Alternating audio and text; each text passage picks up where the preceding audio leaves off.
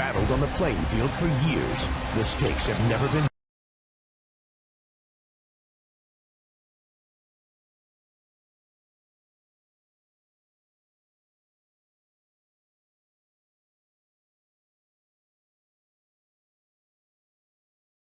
on Root Sports.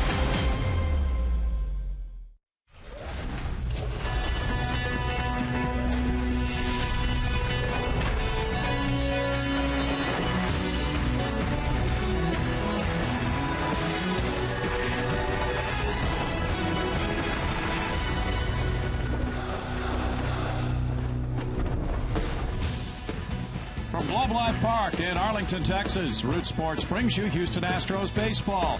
Tonight, it's a battle for the top of the AL West. The first place Texas Rangers hosting the second place Houston Astros. Good evening, everybody. Bill Brown and Alan Ashby. Julia Morales joins us soon to see Game 3 of this four-game series. The Astros slipping out of first last night. They've lost the first two in this series, and they have been extremely interesting games so far, Ash. They have been. They've been tough, hard-fought ball games, but the Texas Rangers have been finding a way to win. It has felt to me like luck. Lady Fortune has not been shining on the Astros. The Astros 2-6 on this road trip. They will go with their best tonight. Dallas Keuchel. He has had 3 outstanding starts this year against the Rangers. Of course, he's had a lot of outstanding starts against a lot of people this year. That ERA would tell you he's even been better against the Texas Rangers. 123 in those 3 starts. So if anybody's going to give the Astros a great shot tonight, it would seem anyway, Dallas Keuchel. And so it's great to see him go. Martin Perez for the Texas Rangers has made 10 starts since coming back off the DL. He's walked a lot of people. He's got a whip of about 1.5 on the season. He is keeping the ball in the ballpark. And, of course, that's an area where the Astros would love to exploit here in Arlington. Coming up as the Silver Boot battle continues, the Rangers secured the boot with their win last night, and the Astros try to get first place back in this game tonight. Stay tuned. It's next.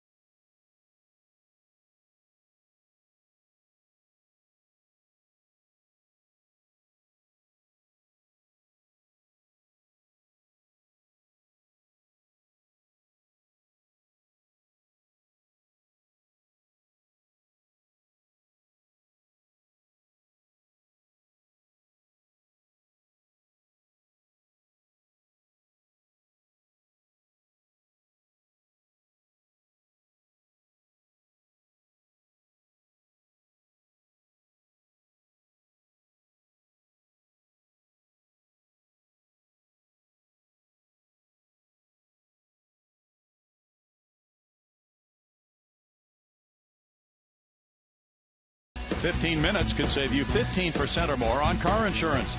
Visit us at geico.com or call 1-800-947-AUTO.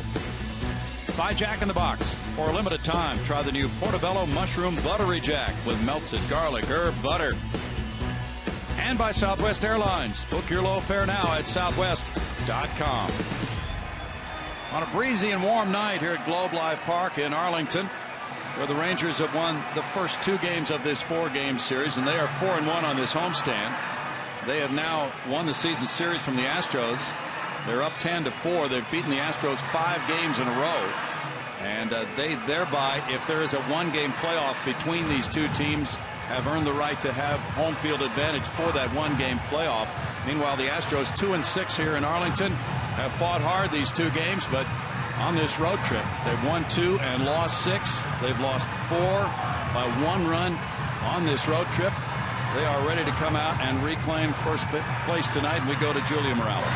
Thanks a lot, Brownie. There's a lot of Astros dealing with nagging injuries right now, a lot of day-to-day injuries. They're starting to get some guys back. Marwin Gonzalez in the lineup tonight. Missed a couple of games with a swollen finger and wrist, jamming it on a stolen base attempt back against the Angels. So he's missed a couple of days, returning, playing third base, but they've missed his bat. He's our TXU Energy Power Player of the game. This is what he's done on the road trip. Other than the 2 games that he's missed, this is what I'm talking about, missing his bat. 368 on this road trip, a home run, his 10th home run of the season, becoming that 11th player with double-digit home runs, 2 doubles.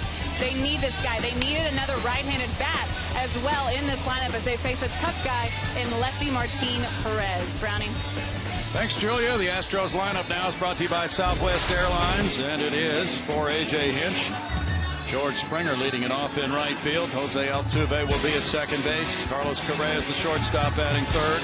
The DH and cleanup man is Evan Gattis, with Colby Rasmus in left field, Chris Carter at first base, Marwin Gonzalez at third base, Hank Conger the catcher, Jake Marisnick in center field, and Dallas Keuchel, a 17-game winner, will be on the mound against the young lefty, 24-year-old Martin Perez of Venezuela. And Perez, coming back from Tommy John surgery, 2-5. As Ash mentioned, he's had some controlled difficulties. Apparently he's worked things out in the bullpen, according to a recent article, and he says he's made some changes, and he can be very efficient. He could be a low-pitch guy, but somewhat unpredictable, Ash. Part of what has been predictable lately is some teams have been getting to him. He's lost 2 straight, 3 of his last 4. And he's a guy that the Rangers count on.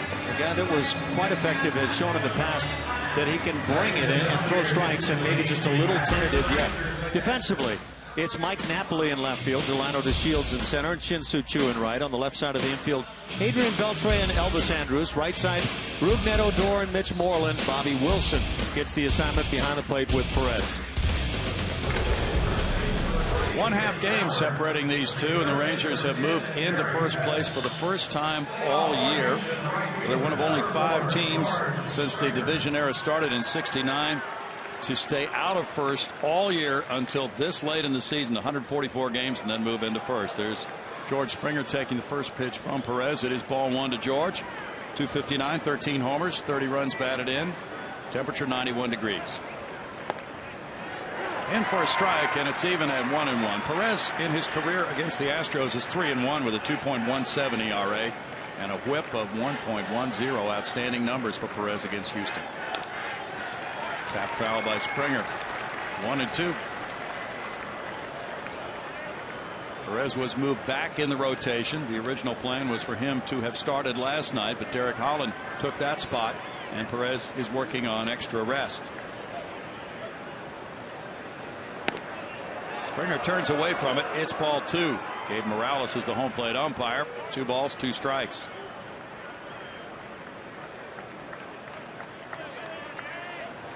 Perez lost a game at Houston July 17th. And there is strike 3 call on Springer, who looks back at Gabe Morales after the call. That appeared to be low, but the previous pitch appeared to be callable at the inside portion of the plate, and you can't keep taking those close ones. And it's even a callable pitch there, so you'd have to say on pitches 4 and 5 there, Gabe Morales got it dead on the money. You see George say the ball almost hit the ground. Jose Altuve is on a 6-game hitting streak, hitting .370 during those 6. He was 1 for 5 with a triple last night, .313 for the season. Taking strike one. The league leader in hits with 177, and his batting average is 4th best. He is 5 for 12 lifetime against Perez. This one rolls out to shortstop Andrus. 2 out. Perez is the type of pitcher, when he gets into the proper kind of groove, he can get a lot of those ground ball outs and make it look very easy. He's making it look easy right now with throwing early strikes. It looks like the Astros are trying to be a little more patient. Maybe that's the message down there, but patience means you get yourself behind if a pitcher's throwing strikes. Carlos Correa on a 5-game hitting streak is 6 for 19, .276 for the season, 18 homers, 52 runs batted in. And that's in the air, foul and out of play. Strike one on Correa. Correa had a double and a walk in last night's game. The Astros had 10 hits, but they lost it 6-5 on a walk-off. Mitch Moreland with a 9th inning sac fly. Texas took the Monday night game 5-3 on a 2-run 8th inning homer by Prince Fielder. So 2 last at-bat wins in the 2 games for the Rangers here, and they have really taken off. Since the 1st of August, they're 27-14.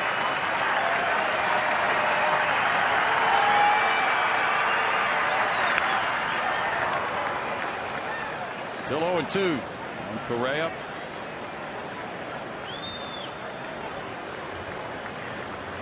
He's played 82 Major League games, but he leads all American League shortstops in homers. And this one goes foul. Correa was 1 for 3 in the game in Houston against Perez, driving in a run. Perez losing that one to Colin McHugh 3-2, giving up 9 hits and 3 runs in 5 innings. He had just come off the disabled list. That was his first start.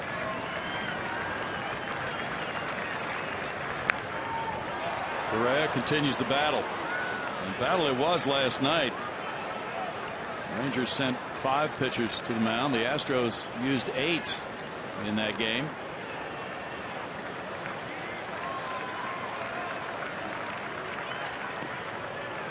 That's low for a ball, and it's 1-2.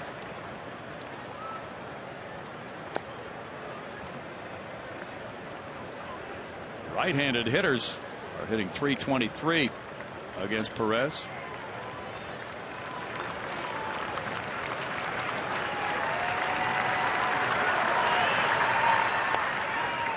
Roll to third, but foul. Correa will come back with the 1-2 count with Gaddis on deck. Here in this first inning, Perez is changing speeds nicely.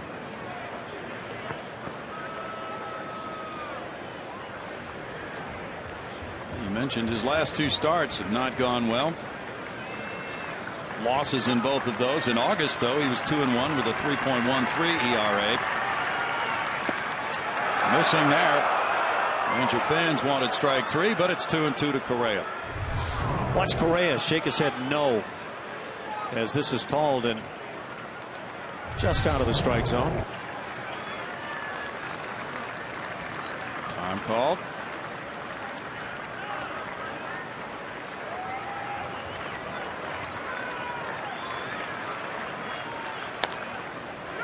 Out to Odor, and tossing to first to Moreland for the 3rd out.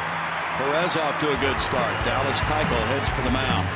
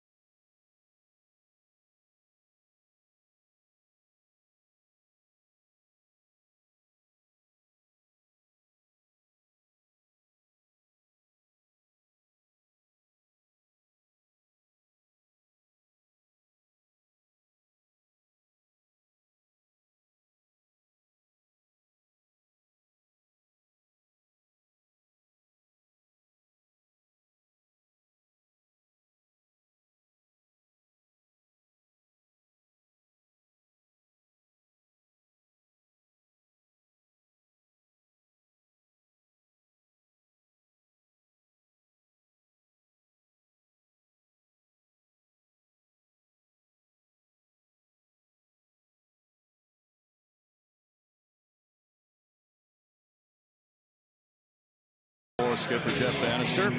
Center fielder Delino DeShields. Right fielder Shin-Soo Choo. Third baseman Adrian Beltre. DH Prince Fielder. Left fielder is Mike Napoli. First baseman Mitch Moreland. Shortstop Elvis Andrews. Second baseman Rougned Odor. Catcher Bobby Wilson.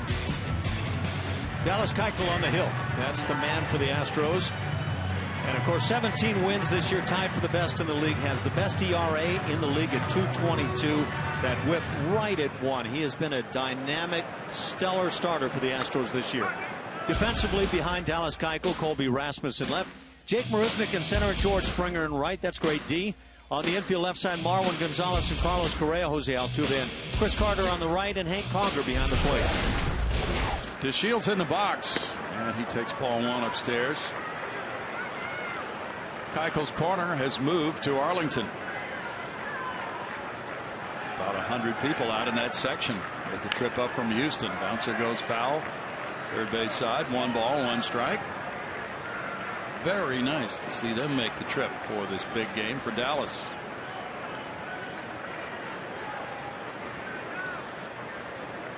Dallas is 1-1 in this ballpark with a 4.60 ERA. That's up for a ball 2. 2-1 to DeShields. 255, 2 homers, 28 runs batted in. He is 3 for 9 in this series.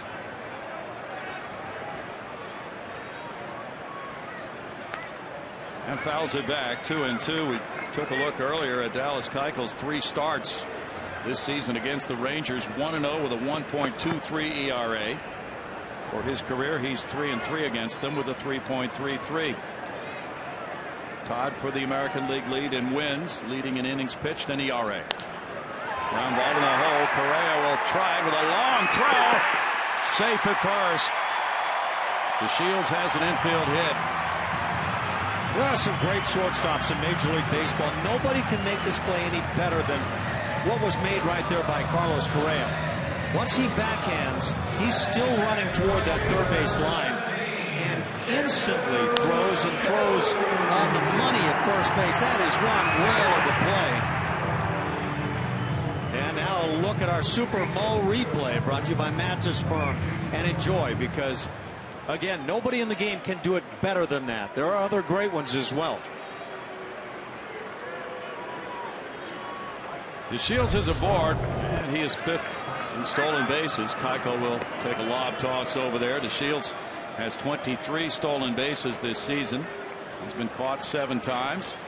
Choo with a 257 average has 18 homers, 67 runs batted in. Rangers stole 3 bases last night. DeShields got 1 of those. And there's strike 1. Choo is 3 for 7 in his career against Keuchel. But he has been lighting it up. In the month of September, he's hit .360, an on-base average of .510, slugging percentage of .580. 1 for 7 in this series.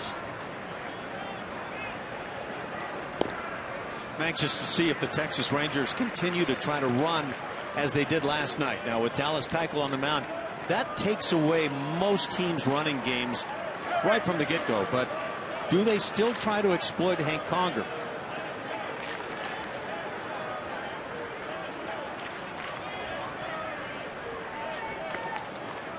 Keuchel throws ball 2, and it's a 2-ball, 1-strike count.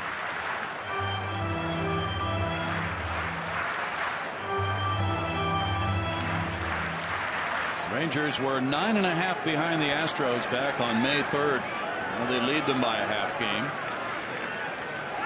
Snap throw to first. DeShields going back in. The Rangers have been an excellent first-inning team this year. They rank high in runs scored in the first frame. 97 runs in the first inning, 3rd in the American League. Flared to left field. Colby Rasmus coming in, and it's a hit in front of him. First and second, nobody out on back-to-back singles. Well, this makes you instantly start thinking about last night and all the bleeders the Rangers picked up in that 4-run inning. Let's take a look now at the key to the game, brought to you by your Houston area Chevy dealers. There are simply times in professional sports you have to rely on the big guys to come through with their games. And I think the Astros are relying on Dallas Keuchel tonight to come up with a real strong outing, because they need to find a way to get this mess turned around. Adrian Beltre's the batter. He had 4 hits and 2 runs batted in last night, 5 for 9 in the series. Beltre takes it, and it's ball 1 to the slugger. Beltre had one of the key 9th inning hits. Here now, sorry, Brownies. The strike zone brought to you by M.D. Anderson, and Dallas Keuchel anticipated a strike call right there, and you can see why. Foul back. Pitch upstairs. Beltre took a rip at it, but it's 1-1.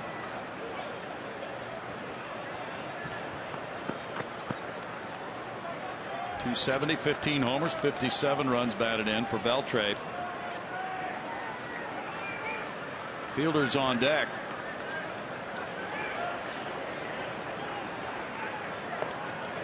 In tight for ball 2. During the 5 games of this homestand, and the Rangers have won 4 of them. Beltre has gone 10 for 22, 2 homers, 2 doubles, 7 runs batted in, and 6 runs scored.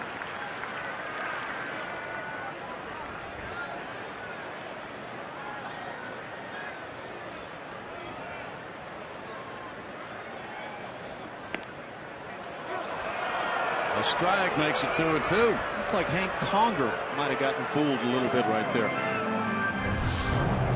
See if, yeah, see how he starts to stand up, and that's not what you want from your catcher, and yet the Astros get the call. As if he was expecting a fastball more than a breaking pitch. Time is called, and Conger will go out. Long series of signs with a runner at second looking in, and Altuve also is coming in.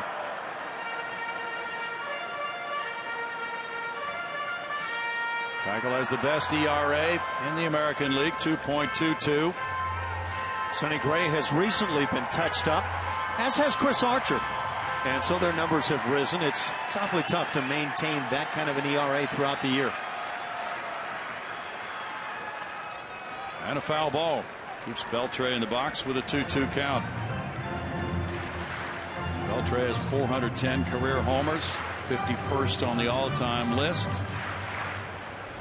He's only the 5th third baseman to hit that many.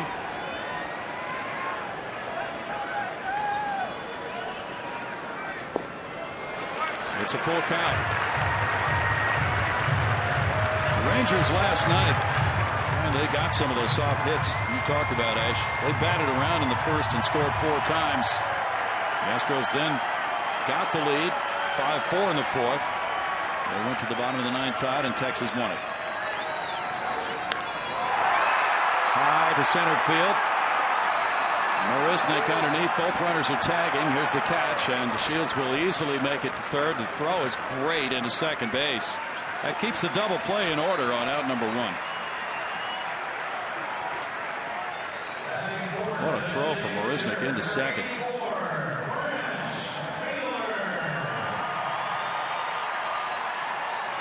Well, you mentioned the real key there is the double play is still in effect. Jake actually slowed down just a little bit as he brought it into second base, but clearly what the Rangers were trying to get done right there was get to Shields to third. Prince Fielder bats. He's among the batting leaders in the American League. .312 batting average, ranks 5th. Bounces one by a diving Carter into right field. 1-0 Rangers. Chu going first to third on the single.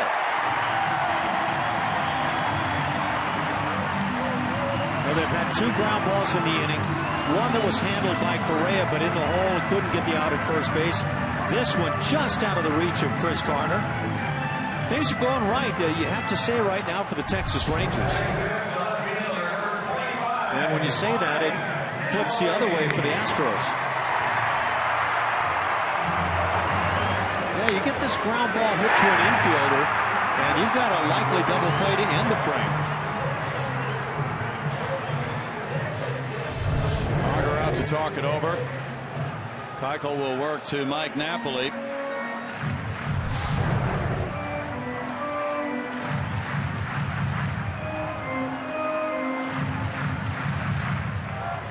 Napoli in left field again tonight. This is his 3rd professional start in left field. And there's strike one. The reason is that the Rangers had struggled against left-handed pitching. And Napoli's bat changes their lineup. Joe Bannister really likes what he does to the Rangers lineup. He has 16 homers, 44 runs batted in with a .215 average.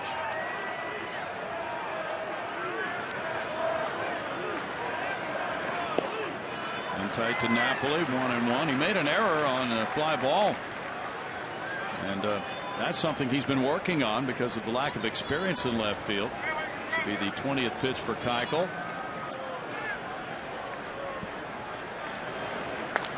Napoli hits one deep. Marisnik way back. That ball is going to be a 3-run homer for Napoli. And a second straight night with a 4-run first for the Rangers.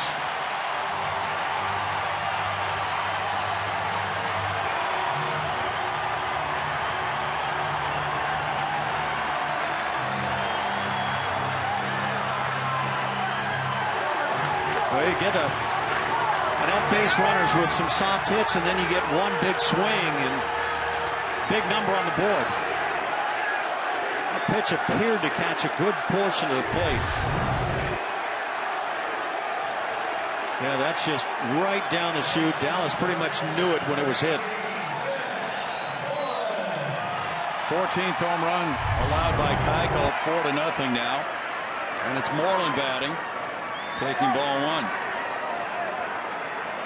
Moreland was last night's hero, 287, 20 homers, 74 runs batted in. He had the game-winning sac fly, going 0 for 3, and was hit by a pitch in the game. In the shift, it's Altuve. On to Carter. 2 outs, and Andrus will follow. Batting 7, the shortstop, number 1, Astros have been the stingiest team in allowing homers in the American League. That's the 125th long ball they've given up. So maybe I could have said in that key to the ball game for the Astros, the offense needs to find a way to back up even the best of their pitchers tonight, and that now suddenly is the case. Certainly has taken on overtones of last night's game. Andrus fouls it. There's strike one to the shortstop, who's 1 for 8 with an RBI in this series. Andrus 5 for 19 on the current homestand.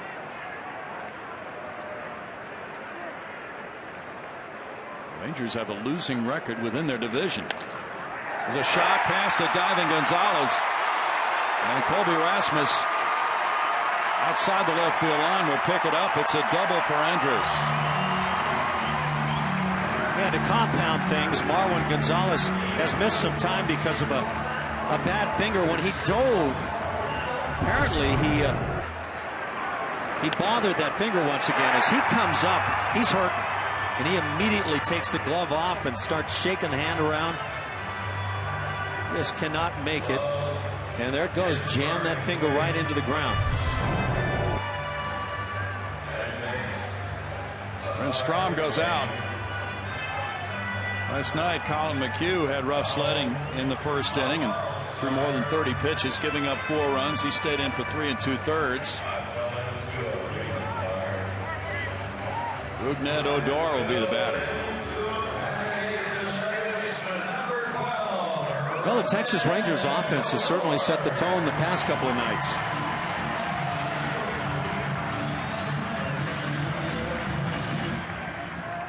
Odor had a couple of hits last night. He's 3 for 7 with 2 runs batted in this series.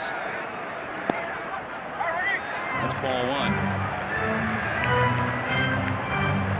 273 with 13 homers, 53 runs batted in. It's been a fine season for Odor.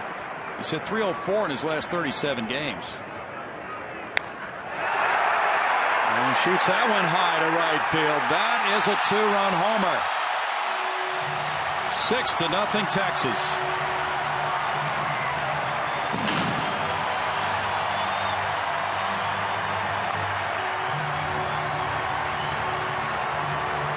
Now, this is not at all the way it was drawn up for tonight's game from that Astros clubhouse. Don't know if that message from Brent Strom was about trying to get back to utilizing the fastball. He made a mannerism that looked that way to me, and that fastball just simply gets rammed. 14th homer for Rougned Odor.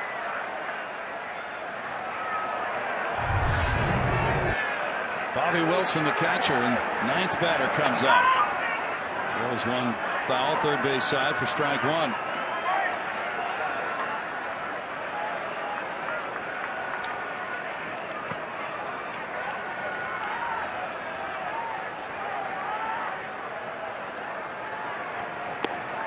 Michael Phillies is up in the Astros bullpen. There's a strike to Wilson, and it's 0-2.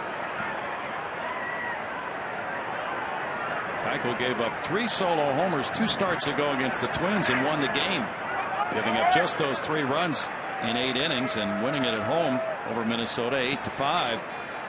That has certainly not been an issue with Dallas Keuchel. Phillies working, 30 pitches for Keuchel.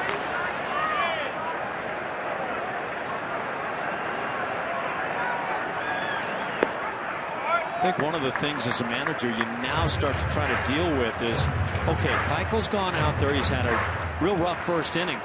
How far do we go with him? Can the offense get back in this game? And if we take him out early, how soon can we reinsert him in the rotation? Interesting point. There's a strikeout on a breaking pitch on a 6-run first for the Rangers, as their fans up and cheering. 6-0 Texas after 1.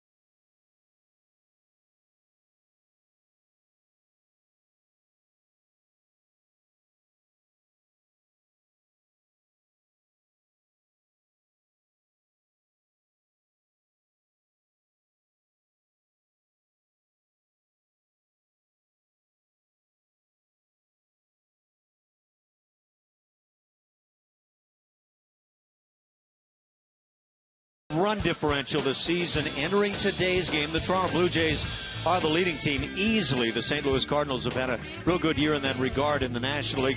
The Astros have been among the leaders all season long, but then you look at the Texas Rangers. They're minus 24 in terms of run differential, and yet they're 10 games over 500. Go figure.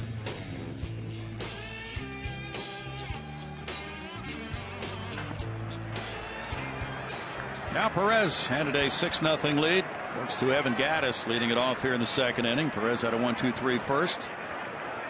Got a couple of ground ball outs after a strikeout looking on George Springer. Gattis, the club leader with homers, has 23. He's driven in 77. Evan had 2 runs batted in last night on a single. There's strike 1. He's hitting .236. Said he has a few friends here from the Metroplex.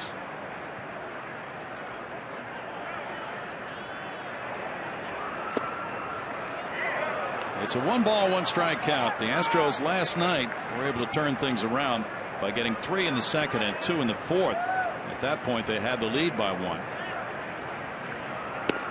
Yeah, I wonder if the offensive message now changes in the Astros dugout. Maybe going in, and I underline maybe. It was about being patient and working some at-bats and all that sort of thing. Right now, you're down 6-0 instantly. It's time to go make something happen with the lumber. Slow roller. Beltre will make a throw and get him. He took his time on it. Went out. Like he slowed down a little bit to take more time, realizing who was running. He's a heck of a third baseman. He's had a little bit of a sloppy series with some throws, and yet his teammates have picked him up. But this guy can make some plays. Colby Rasmus has had a nice September so far. 234 for the season, 19 homers. He's driven in 50. Colby had a hit and 2 walks last night. There's strike 1 to him. He's hit .286 against the Rangers with 2 homers, 7 runs batted in this season.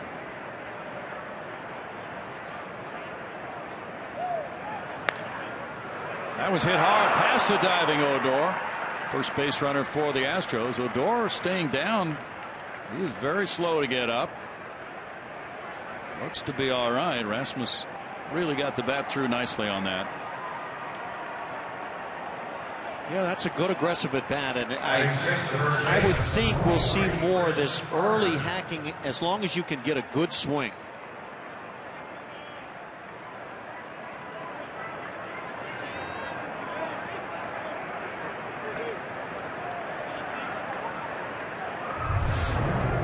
Chris Carter brings excellent numbers against Perez into this game.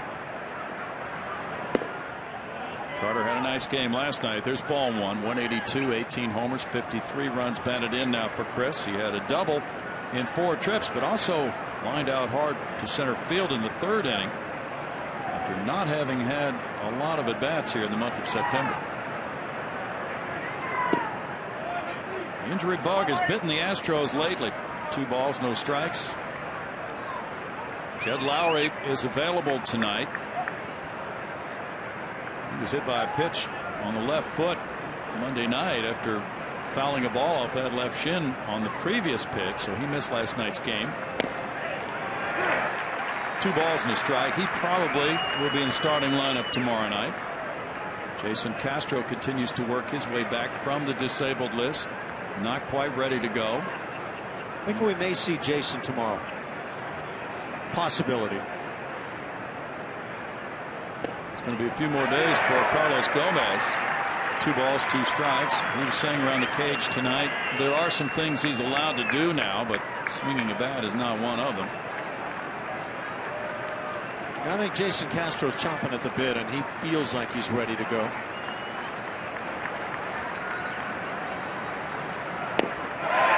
Carter's down on strikes. Second strikeout for Perez. And the news came down today that Luke Gregerson will be away from the club.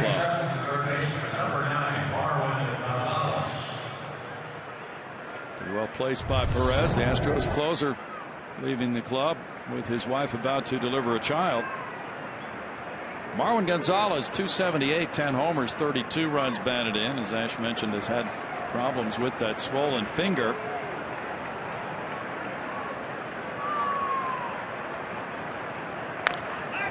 In the air outside the right field line, drifting back toward the seats. We heard about the arrival of a baby boy to the Gregersons this afternoon. I understand Luke didn't quite make it to the hospital. He was FaceTiming in the airport. Now, isn't that what we've all done through the years? Well, it's nice to have that option. It's tough to leave a team in a pennant race, but priorities are in order for the Gregerson family. Congratulations to them on the new arrival.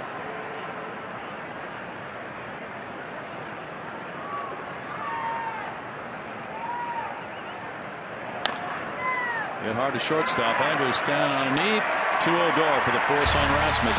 No runs a hit and a man left. 6-0 Texas.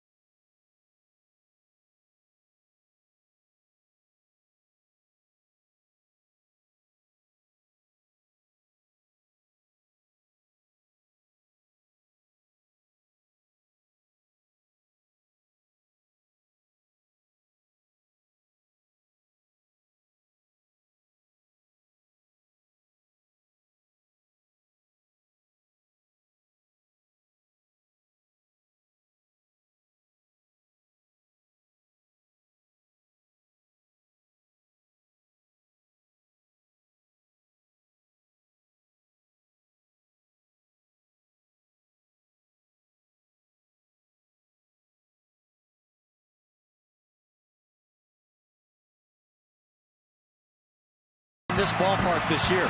We're not even looking anywhere else. This is what the Texas Rangers have seen from this guy.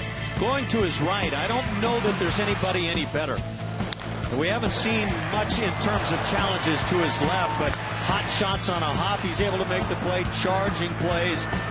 Anything he's been called upon to do defensively, he's been there. And this gem last night, Carlos Correa just continues to be terrific on both sides of the game.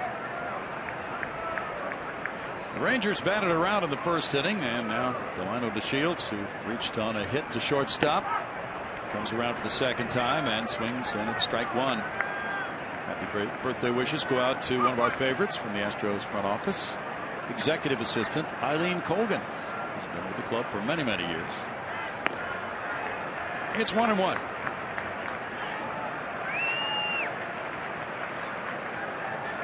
Well, these two teams, of course, have two opportunities to reach the playoffs: division winner or wild card. Fly ball left center field. Rasmus backing on it, and it's out number one. We go to Julia Morales.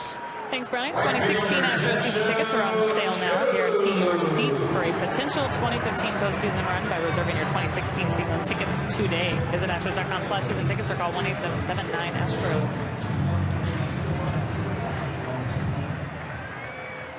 Detroit and Minnesota are in a rain delay right now. They have not gotten started in Minnesota. Astros currently holding down wild card position number 2. A game and a half ahead of the Twins. There's a strike call to Chu, who singled to left field in the first.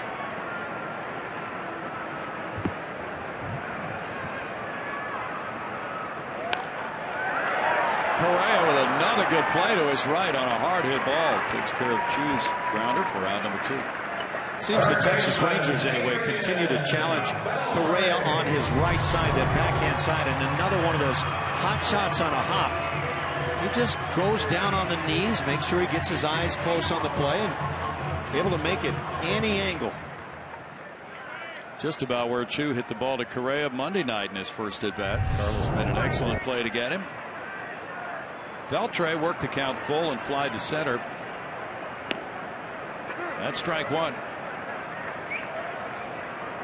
The Astros 77-68. The Rangers are 77-67.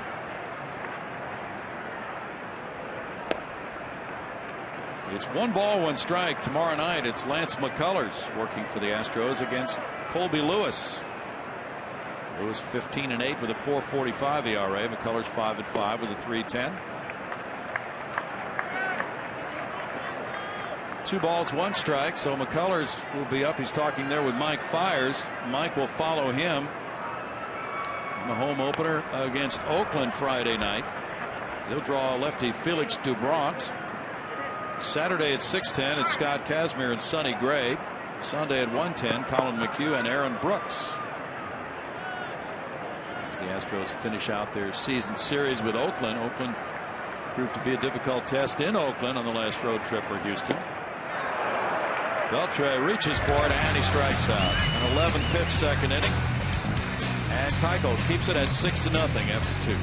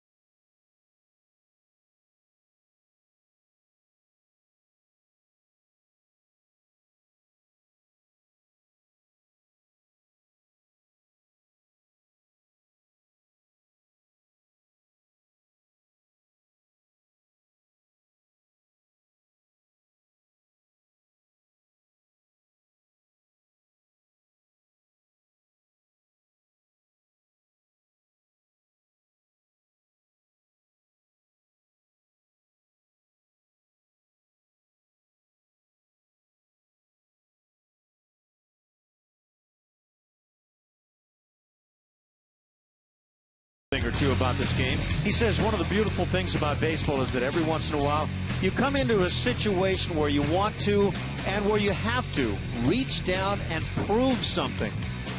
And I think that's probably dead on the money right now for what's been going on with the Astros on the road and where they now find themselves in second place. Somebody, and maybe multiple somebodies, have to be that guy now and make it happen. Hank Conger leads it off in the third inning, 6-0. Martin Perez back with the 6-run first. Throws strike one. Conger at .219 has 11 homers, 33 runs batted in. Hank is 2 for 8 with an RBI in this series. It's 1-1. This is the 5th straight left-handed starter the Astros have faced. They had not done that since the 1991 season. Out to center field. DeShields coming in, and that will be a hit. Left his feet. That ball could have been big trouble, but he was able to corral it, and Conger is on with a leadoff single. Hank Conger hadn't had a whole lot of success, certainly batting average wise, from the right side of the plate this year, as you watch DeShields come on and aggressively go after it. But I would say Hank Conger is making some big strides from the right side of the plate. This is a rather risky play, isn't it? It would seem so. I mean, you're up 6-0. You're probably trying to make that big play, that reach down like Nolan Ryan's talking about, but maybe a little too much reaching. Strike to Jake Marisnick. Jake at .238 with 9 homers has 33 runs batted in. Jake is 2 for 5 with an RBI in this series. Drove in a run and scored one last night. The right fielder Chu tracks it over toward the corner a few steps. 1 out. And now George Springer will bat. George was pretty upset when he was rung up on strike 3 back in the first inning by Gabe Morales. Congratulations, though, are in order to George for being Astros Roberto Clemente Award nominee. The voting is underway online, I believe. Probably at MLB.com. He rips a line drive off the glove of Beltre into foul territory. Here's Conger going for third, and the throw from Napoli's right on the money and gets him.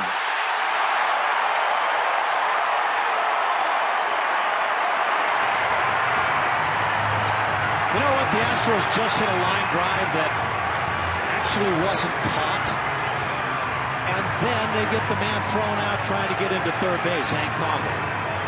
And so when you think maybe, okay, maybe the hex is going away, it finds a way to hang in there.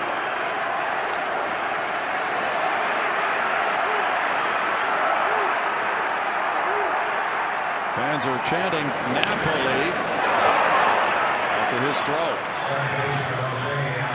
I really like George Springer saying, okay, forget all this other stuff. I'm going to get me a hack right here. And he hung it out. Beltre did a terrific job on that tag. Rule a single for Springer. He takes second on the throw to third. A 7-5 play for odd number 2. And Altuve looks at ball 1. I don't think I agree with that ruling. No. No, to me, George Springer has a double on that ball no matter what, throw or no throw. And I think the official scorer's hands are tied because Conger did not advance 2 bases in front of him. Yeah, maybe that's the case. Could be wrong on that. Yep. Altuve line drive outside the left field line. But yeah, it looked like a double, didn't it? And you know, you don't want to make that out at third base if you're Hank Conger, but you're looking at somebody in Napoli who's playing his 3rd game in left field, not only in the majors but professionally, and he just came up with a big play with help from Beltre.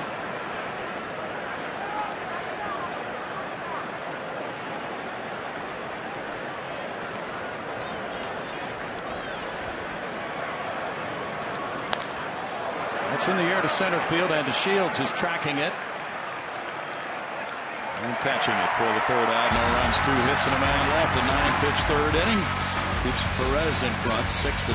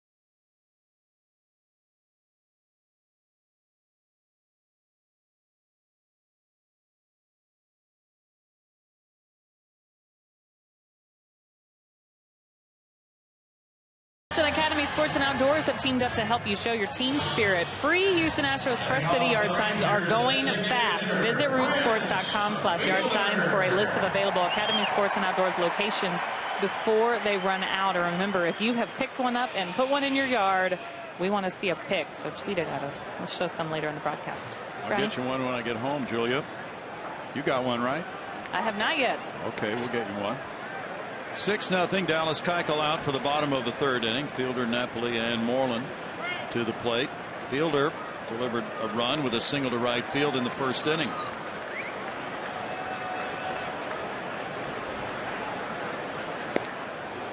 That's strike one to Prince.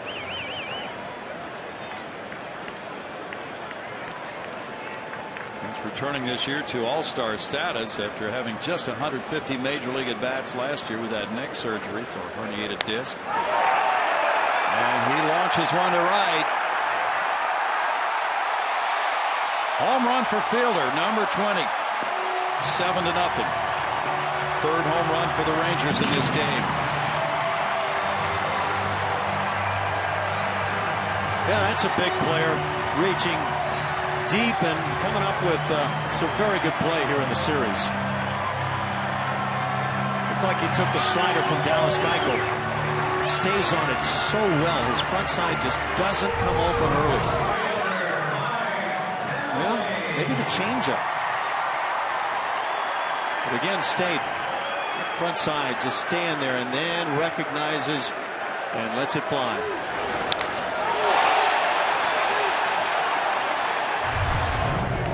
Mike Napoli with ball one. Napoli hit a home run, a 3-run shot in the first inning on a 1-1 pitch. He's a real fan favorite here. Fouls it back and it's 1-1.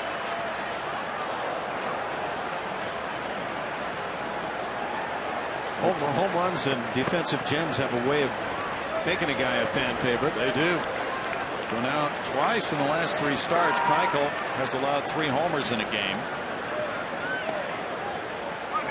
2 balls and a strike. Last time out he lost 3-2 against the Angels on the road, giving up 3 unearned runs in 6 innings.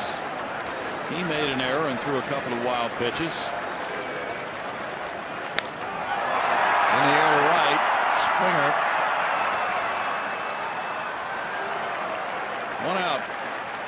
Michael Phillies is up again in the Astros bullpen. The decision may be made at some point to get Keuchel out of this game, give Phillies some innings, and try to save the short relievers for tomorrow night. It's hard to do, though, when the Astros have that comeback ability, and they showed that again last night. Yeah, you don't want to pull the plug early, that's for sure, but at the same time you're playing that juggling game. Is what's the best thing for our team in keeping Keuchel fresh? Right. Strike one to Moreland. Now what Dallas Keuchel might tell you is, let me go as far as I can go tonight and I'll be at my best the next time out. Hard to say.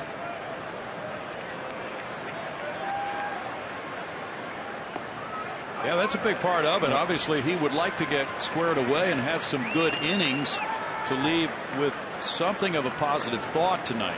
My question would be, would A.J. Hinch consider reinserting Keuchel in the rotation sooner than he normally would if he just goes out with a short night tonight? It's a fair question. Correa goes for it to his left. Throws out Moreland. The home run by Fielder, his 20th, is his 9th career season with 20 or more. That's Elvis Andrus. Just taking a look at that today, the way the rotation is set up, and we don't know what AJ's plans are for the off day coming up. That would be next Thursday, but Dallas would be pitching, I think, currently probably the Friday night game in Arizona, with the season ending there on Sunday. Strike to Andrus. Andrus doubled to left in the first inning.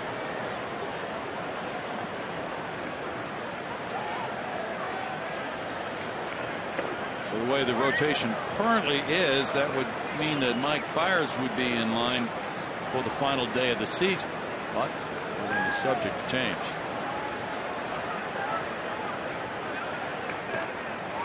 in the dirt. 2-1.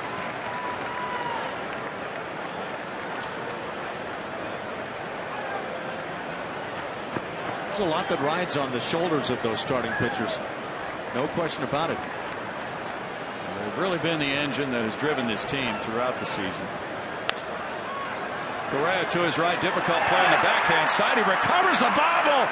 What a recovery by Carlos Correa. A miraculous play. I don't know that you'll see many guys that have the ability to do that.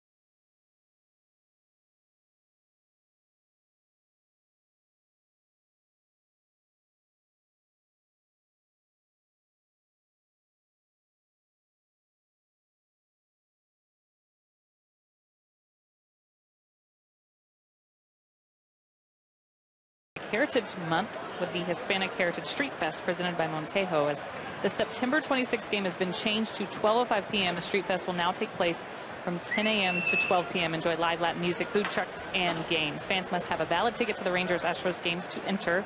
For more information, visit astros.com/Hispanic Heritage or call 1-877-9-ASTROS. Brownie. Thanks, Julia. There is strike one to Carlos Correa. Correa grounded out to second in the first inning. 7-0 Texas in the fourth. 1 ball, 1 strike.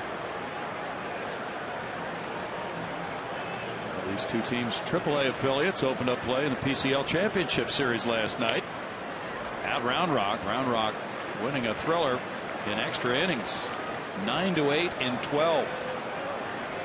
Astros President Reed Ryan was at that game. Game 2 of that 5-game series will be played tonight. Dan Straley going for the Grizzlies. In the air by Correa and over toward the right field line. HOU runs it down. 1 down, and Gaddis will follow.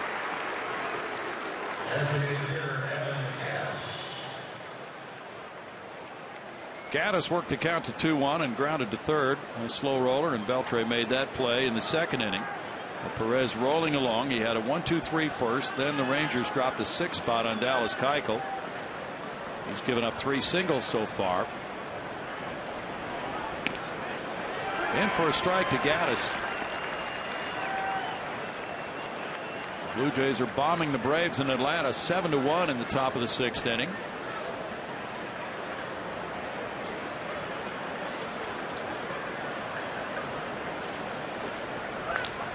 That's line into left field.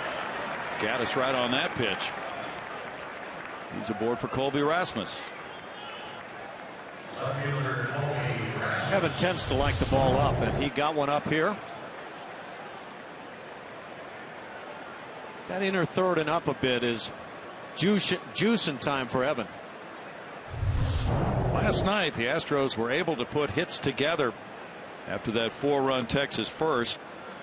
They had a walk and 3 straight hits to begin the second and scored 3 times. That's what they need to do here. Colby Rasmus singled to right center field earlier. He looks at a strike.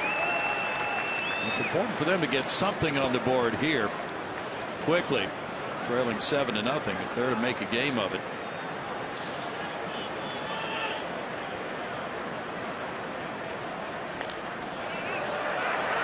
Fouled, and it's no balls, 2 strikes.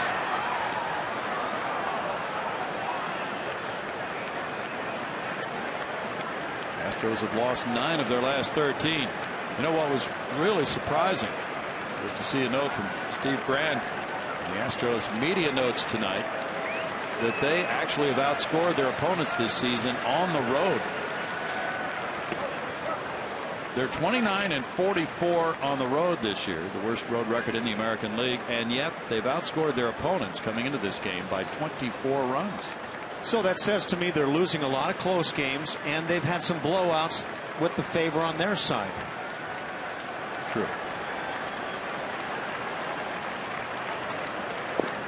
Rasmus takes it. 2-2 the count.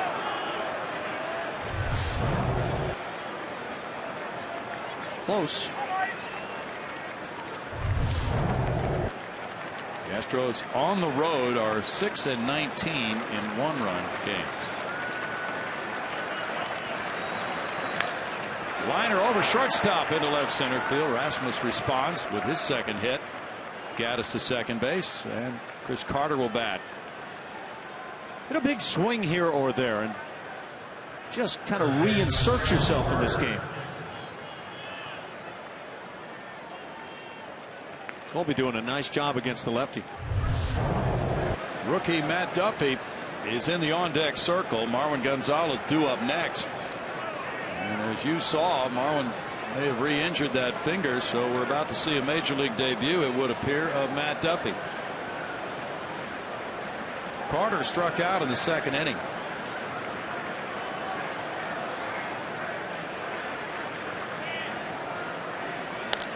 Ground ball, and could be 2. Andrews to Odor, and he gets it on to Moreland. No runs, 2 hits, and a man left. 7-0 Texas.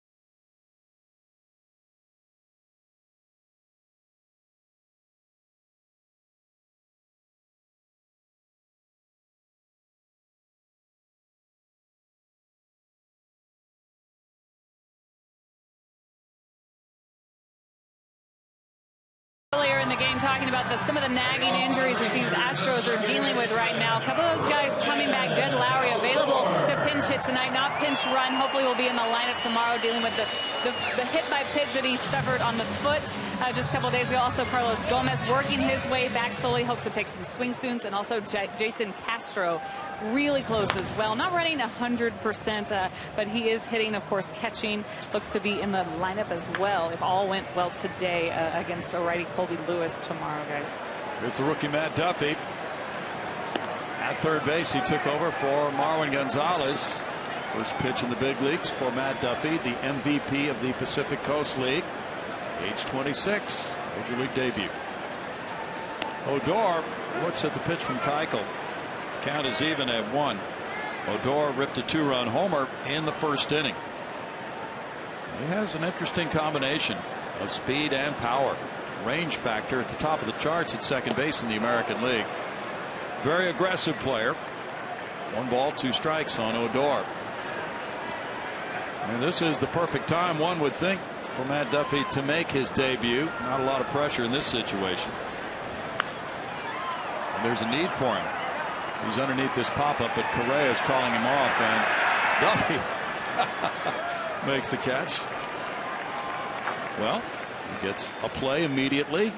Fourth pitch as a major leaguer. He asserted himself right there, Brownie. Yeah. He didn't let the bully veteran Correa come over and say, "You're taking it away from me." Yeah, there's the play that apparently has taken Marwin down again, and he clearly was hurting following this play.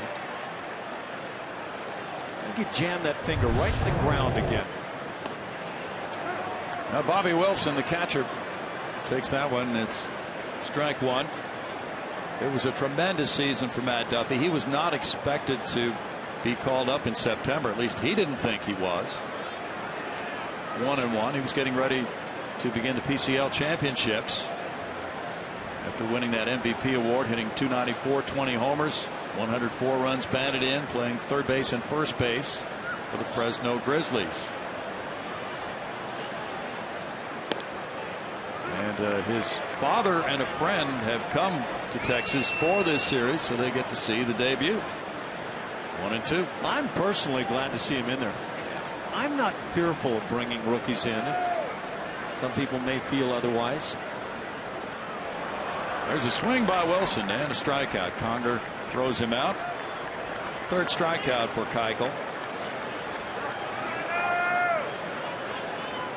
I think you learn a lot about a rookie when you put him in a big situation. Keuchel was, for many, the front runner in the Cy Young bid coming into this game tonight. Leading all American League pitchers in ERA, innings pitched, and WAR, 7.2 wins above replacement, while tying for first in wins with 17. Obviously his stats changing with this game tonight. DeShields 1 for 2. And he gets a big hook for strike 1. Meanwhile, the Blue Jays, as we mentioned, are in front of the Braves 7-1 in Atlanta, bottom of the 6th inning. And another Cy Young contender, David Price, is pitching well. 5 2/3 innings, 4 hits, 1 run. His ERA currently 2.43. 1 ball and 1 strike. So Price is in the mix for the Cy Young as well. So Sonny Gray, but Sonny had a difficult game last time out. 1-2. We'll be seeing Sonny Gray Saturday night at Minute Maid Park against Scott Kazmir. Gray is 13-7 with a 2.56 ERA. Those are the 3 main contenders for the Cy Young. 2-2. Every American League pitcher who has had at least a share of the league lead in ERA, wins, and innings pitched at the end of a season has won the Cy Young. Foul ball keeps it at 2-2. Justin Verlander did it in 2011. Johan Santana in 06. Roger Clemens in 97. Brett Saberhagen in 89. And Dean Chance in 64. And that was where Keuchel stood when the night began. He gets a strikeout on to Shields. And has a 1-2-3-4. He's retired 6 in a row. Rangers lead it 7-0 after 4.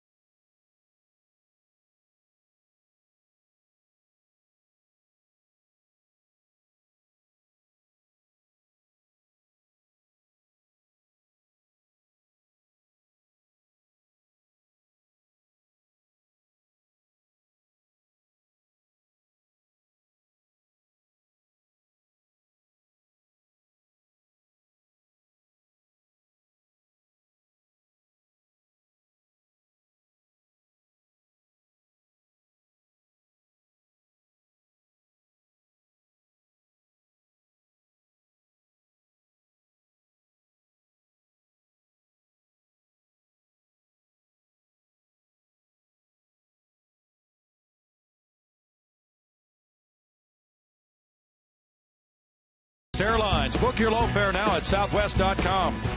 By Texas Bay Credit Union. Texas Bay Credit Union is the official credit union of the Houston Astros. Join today. And by The Walk in theaters October. It's 7-0. The Rangers in their home ballpark, Globe Life Park in Arlington, leading it. They have played actually better on the road than they have at home. Now we get the first Major League plate appearance of Matt Duffy, listed at 6'3" and 230. And he tops that one foul. There's strike one on Duffy. Duffy was a shortstop in high school. He was born in Boston, Massachusetts. And then by the time he got to the University of Tennessee, he was a third baseman. He had grown a couple of inches. Excellent numbers this year in his MVP season. Elvis Andrus comes in on the two-hopper, throws out Duffy. Well, he's not scared. Went up there and got some hacks right away.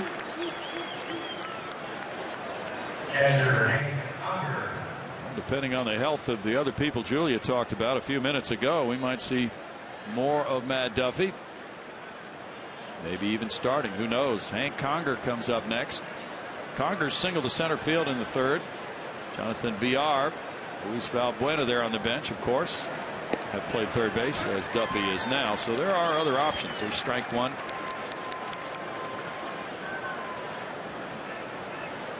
Both these teams have really struggled to hit left-handed pitching this year, and with the insertion by Jeff Bannister of Napoli in left field, he has done something about that.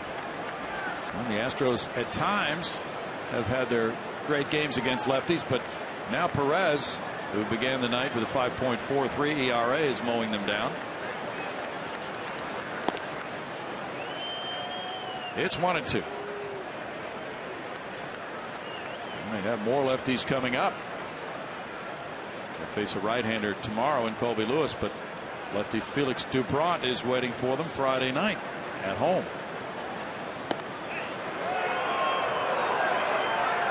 Two and two to Conger.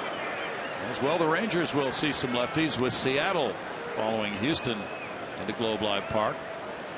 Mariners here over the weekend.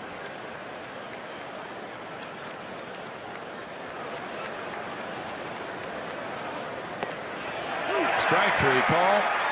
2 outs. Third strikeout for Perez.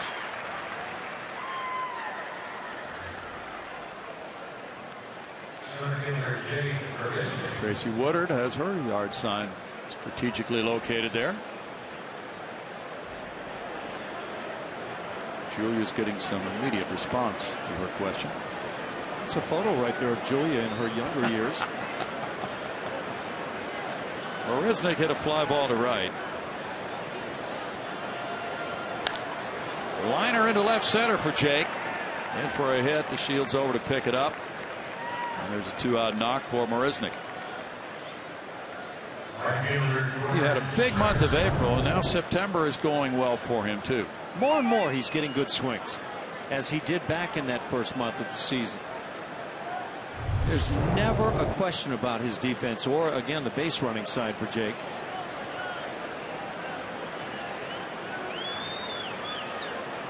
George Springer has a single and a strikeout looking tonight.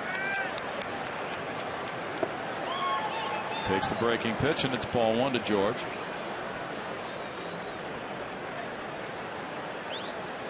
There's some nice pieces on the late Roberto Clemente on TV this afternoon.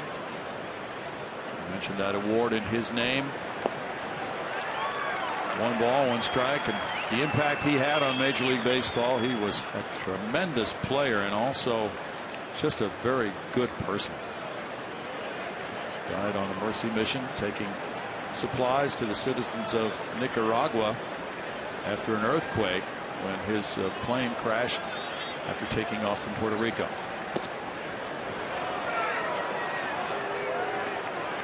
Two balls and a strike. He had exactly 3,000 hits in his career. Not much you can do with this pitch, but it certainly could have been called a strike. Borderline.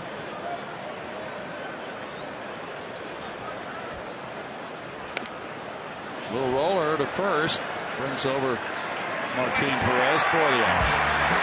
No runs a hit and a man left. After 4.5, it's 7-0 Texas.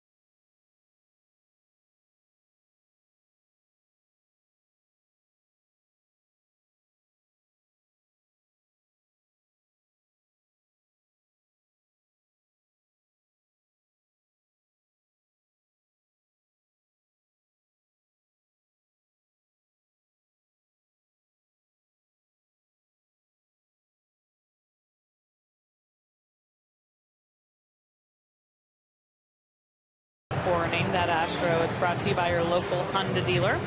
Here are your clues for the day. He played for Houston, Kansas City, and Texas, who is a former Corpus Christi Hooks manager, and his cousin plays for the Angels. Tweet us your best guess. We'll have the answer later. Brownie. Thanks, Julia. Bottom of the 5th inning, 7-0 Texas. Chu, Beltre, and Fielder due up. Dallas Keuchel has set down 6 in a row after the Fielder homer. 3 long balls by the Rangers tonight. They got 6 in the 1st inning. Chu was a part of that with a single to left field and a run scored. He's 1 for 2.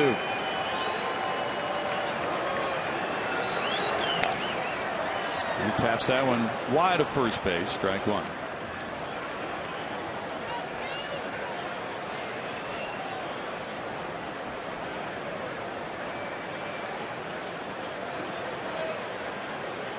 That rescheduled game in Houston has led to a new date for the Badges and Bases H-Town Rundown. It's been moved back a week. There's a check swing call. It's 1-1. It will now take place Saturday, October 3rd, due to the Fox broadcast of the Astros game September 26th. They move that game up to noon. There's a shot into left center field. Chu around first. Colby Rasmus will fire to second base to Altuve, and Chu beats it. There's a hustling double. His 29th.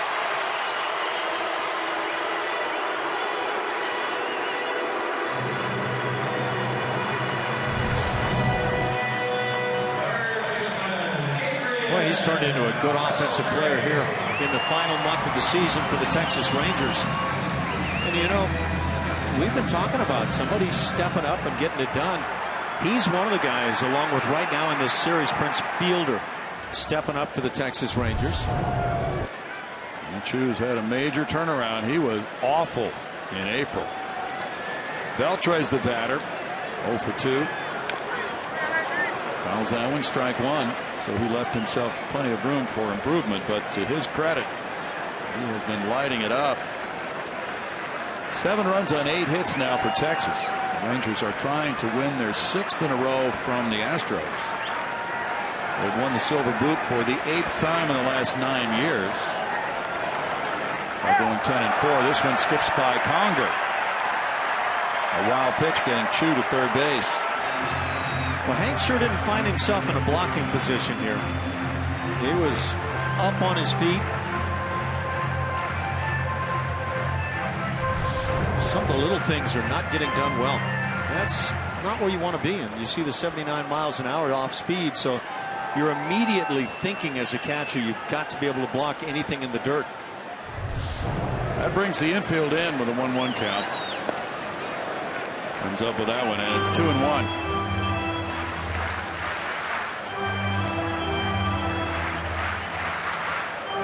Rangers now have 5 extra base hits in this game.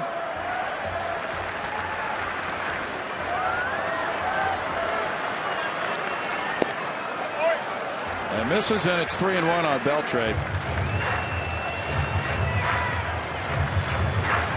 Keuchel on the road is 4-7, despite a 3.13 ERA. In 40 starts in a row, he's gone at least 6 innings. And for a strike, that's the longest active streak in the big leagues. Does a streak like that, I would ask, become impetus for decision making in a game like this? It shouldn't play into leaving him out there. You know, it's a number that Dallas is going to want to maintain, but what's important for the team right now is the bottom line. Right. That's a hit to the left side. Beltre with an RBI single. 58th run batted in. 8-0 Texas. The more important part of that decision would be, where are we going with the pitching staff? As you indicated, is he coming back on short rest next time to get him another start, or where are we headed with this, and how is the bullpen for this game tonight? The thing is, for Dallas right now, he's getting in that pitch count range where I'm not sure it enables him to be able to come back early. Up to 78 now. Fielder has an RBI single and a homer.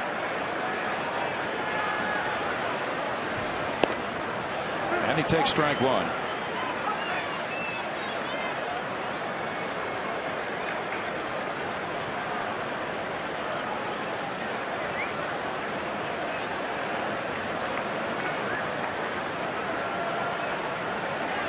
Bryce Harper has hit his 40th homer. 7th player to hit 40 at age 22 or younger. 7th. Now we're going to have to come up with 6 others. Fielder chases one, and he's down on strikes. 1 out. 5th strikeout for Keuchel. Surprisingly, a high number. 22-year-olds. Gets him on the slider here, and nowhere near the strike zone. Just an aggressive hitter. Michael Feliz is once again working in the Astros bullpen. Napoli the batter. Napoli ripped a 3-run homer in the 1st inning. Hit a fly ball to right in the 3rd. Yeah, for me, if you consider that Dallas Keuchel coming out after a 5th inning here could come back a day early even for the Astros to pitch and then maybe be ready for the final day of the season. I haven't looked at how that all plays out, but well, that could be extremely valuable. That will roll out toward right field. Altuve flags it down. Will not have a play. Just got it over to Correa on the infield hit by Napoli. 3rd hit of the inning.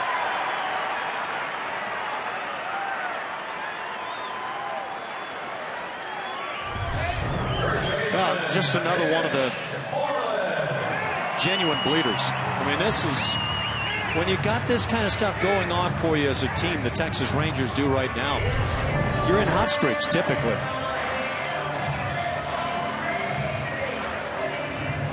Will Venables coming in to pinch run. And stay in to play left field for Napoli. Venable there.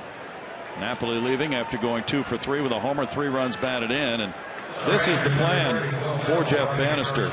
Start Napoli in left field against lefties, and then with a lead make a move to get a better defensive player in left. Well, and the start is so that you take a shot to see if he gets a big swing, and he got definitely one of those tonight. Moreland looks at ball 1. Twice he's grounded out to second base. Cubs lead the Pirates at Pittsburgh 2-1. They're in the top of the 7th inning now. And a big game for both those teams.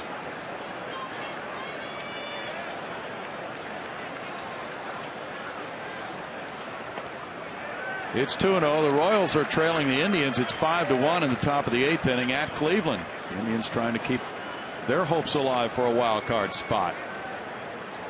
And the Royals have been slump ridden.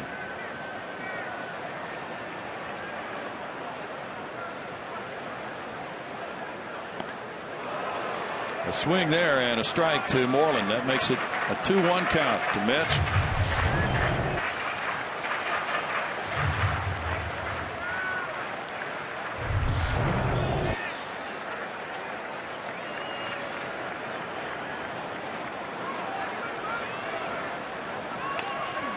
There's a pretty good quote from Ned Yost of the Royals in the paper today about his team being in a slump and about slumps in general, and the quote was something to the effect of, well, it's kind of like having a cold. You just have to let it play out. Easier to say when your club has had a huge lead in its division and you're going through a slump. But it is true, and it's really kind of just another way of saying what I think we've been trying to say. When you have things going like this, as the Rangers do, you're in a good spell, and when it's going the other way as it is for the Astros, you're typically not winning games. Correa came over. The infield fly had been called for out number 2. Join the Astros this Saturday, September 19th, as they take on the A's. 10,000 fans will receive an Evan Gattis bobblehead that's presented by AT&T. For more information, visit Astros.com, or you can call 1-877-9-ASTROS. Elvis Andrus steps up. He is 1 for 2, a double.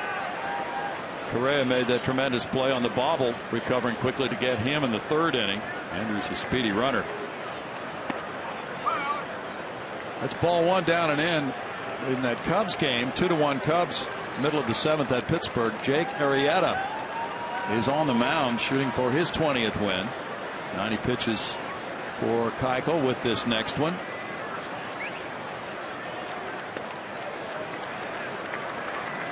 It's 2-0, so Arrieta a very strong contender for the NL Cy Young Award, along with Zach Greinke and others. Yeah, I just don't know for Dallas right now, if you take him out after this inning, if anything's even changed in terms of a shot to be early. Bouncer up the middle, on through, past the diving Altuve. And the throw to the plate from Marisnick, not in time, 9-0. Beltre coming in to score on Andrews' 55th run batted in, and now we're going to get a move for A.J. Hinch.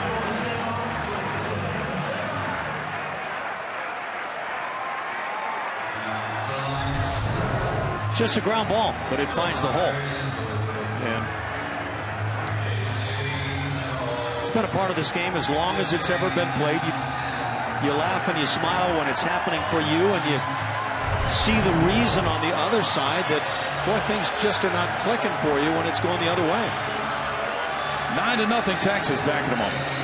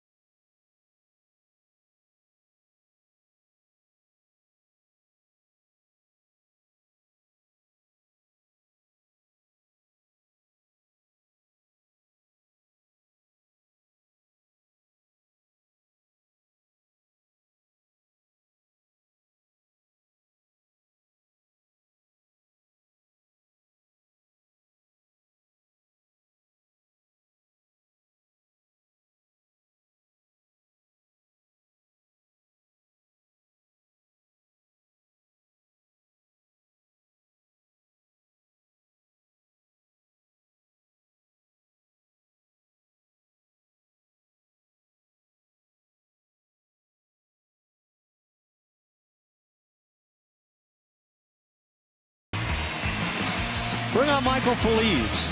For Phillies, it is just his 4th game now in the big leagues. It's learn something about yourself and about your teammate time for the Astros as Phillies comes on, yet to be scored upon in the big leagues. Love to continue in that vein. Just 22 years old, from the Dominican Republic, one of the Astros' top prospects. Coming into this season, he was ranked the 5th best prospect for Houston by Baseball America, coming up from number 10 a year ago. Runners at first and second now as Rougned Odor bats. Odor hit a 2-run homer in the first. He's 1 for 2. Down and in, ball 1, and the runners move up. Now he was hit by the pitch, so the bases are loaded now.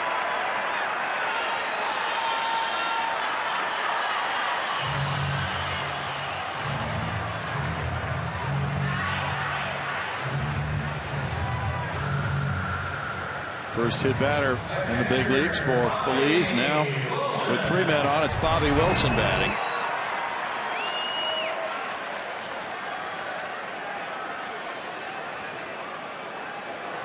Boy, it has officially not been pretty tonight. Back-footed appeared to be. Wilson swings, and there's strike 1 to the number 9 hitter, who has struck out both times tonight. Phillies has not pitched since the game in Oakland 9 days ago, September 7th. Won an inning and 2/3, giving up no hits, no runs. Vince Velasquez warmed up quite a bit last night during the early stages of the game, did not get in. And between Vince Velasquez and Michael Phillies, A.J. Hinch has a couple of young long men in his bullpen. Wilson fouling it back. Stays at 0-2 in the count. This game as an anomaly game doesn't bother so much, at least for me, until you put it in the context of this road trip and this series now with the Texas Rangers.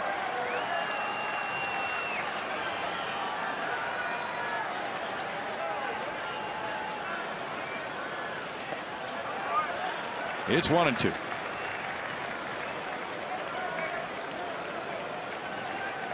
Both these teams, of course, have been major surprises this year in the big leagues. The Rangers, especially because of their bad start. They were 8-16 May 3rd, 9.5 games out. 2 Harper to shortstop, Correa to Altuve for the force play on Odor. 8-man bat in the 5th inning for the Rangers. They lead it 9-0 as a couple more runs come in.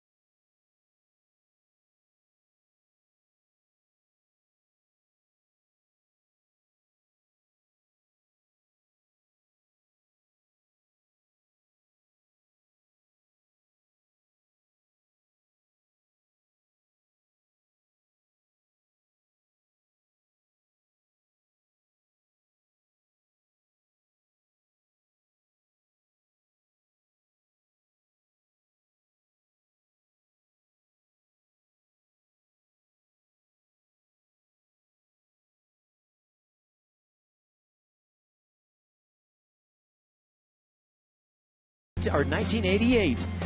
The Reds' Tom Browning pitches a perfect game against the Dodgers, striking out 8 and allowing 8 balls to be hit out of the infield in the process of a 1-0 victory. Those are good times when you've got a teammate coming up with a no-no or the perfect game.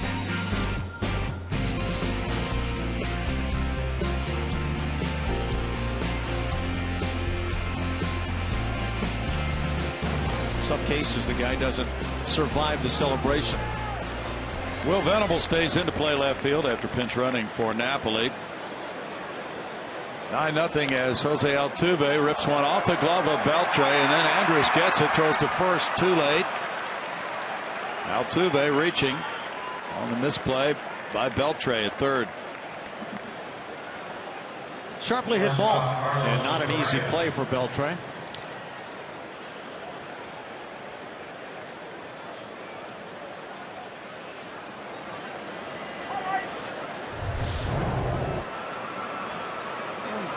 Having to move to his left, but ball hits right off the heel of the glove.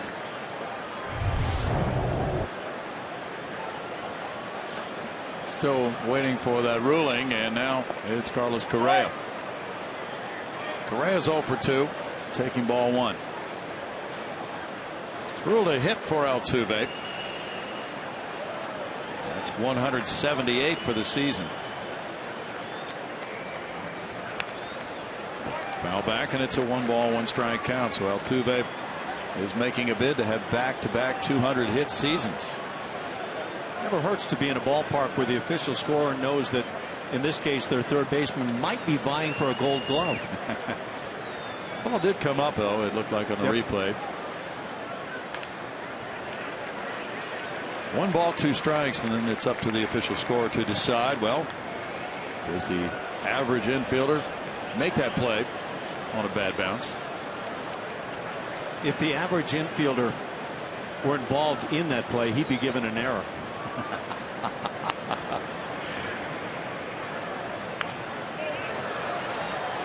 Still 1-2 to Correa.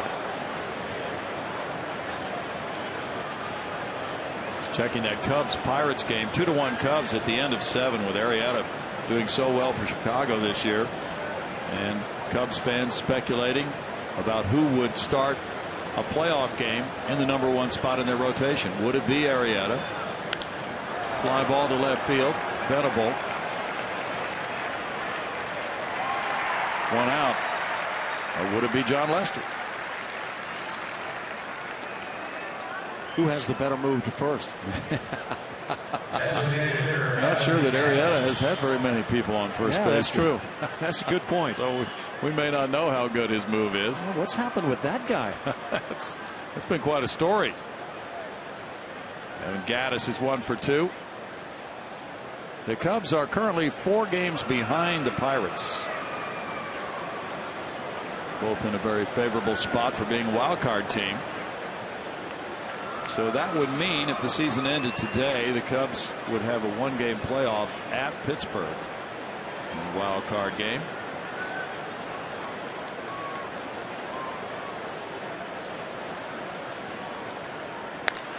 Bouncer right side on through into right field for Gaddis. Altuve to second. Gaddis 2 for 3 in this game.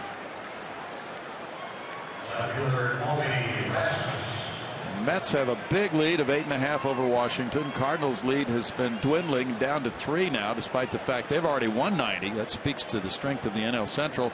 And the Dodgers have a 7.5 game cushion in the NL West. If you ask me the biggest surprise from the National League this year, it would be that the Nationals are not in first and that they are trailing the Mets by that sizable margin. True. Colby Rasmus is 2 for 2. 8 hits for the Astros, 11 for the Rangers. 3 of the Rangers' hits have been long balls. Napoli, Odor, and Fielder.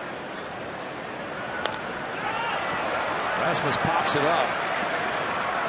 Infield fly called. 2 outs. And Chris Carter will make his way toward the box. 0 for 2, strikeout and a double play. Boston's pummeling Baltimore 10-0 in the bottom of the 8th inning.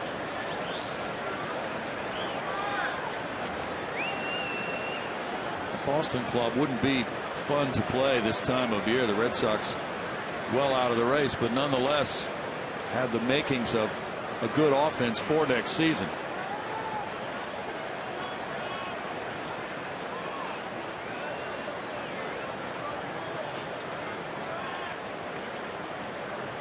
One of their big dilemmas will be what to do with Hanley Ramirez. Carter takes ball 1.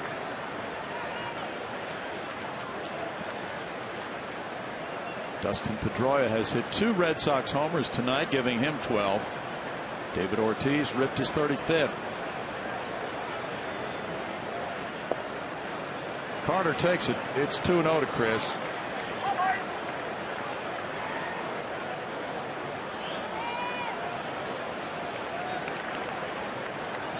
Miami shutting out the Mets in New York 4-0 in the top of the 9th inning. The Mets have done little wrong in the last few weeks. That's laced on a line into center field. Altuve is being sent home by Gary Pettis. The throw goes from DeShields toward third. RBI single for Carter, and the Astros are on the board, trailing 9-1. Carter stung that one and got his 54th run batted in. Good for Chris. A couple of nights where he gets a start because of circumstances and comes through. Apparently he's been working hard, gotten himself to be ready for these games.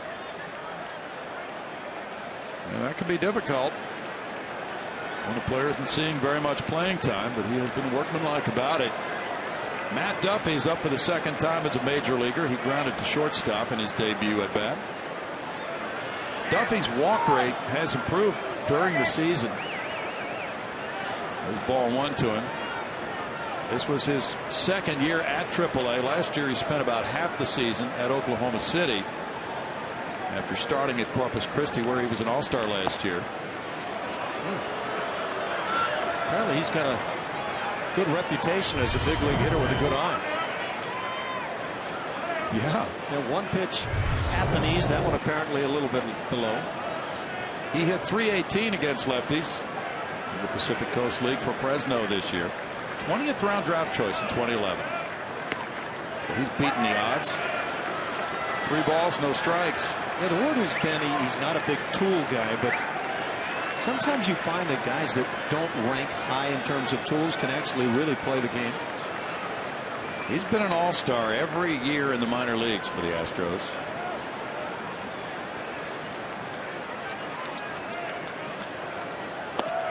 Duffy takes a walk. And now the bases are loaded. Well, he's not just going up there swinging for his first major league hit, so the plate discipline helps the club, and now Mike Maddox will take the next walk out to the mound. You're talking about those guys that may not have great tools. I managed an independent team and picked up a kid that I thought had 4 to 5 tools, and he could not play the game in the slightest. Really? And sometimes you wind up with those real oddities like that. Yeah, it's a matter of applying the tools that players have to make it all come together. Anthony Bass has gotten up in the bullpen for Texas.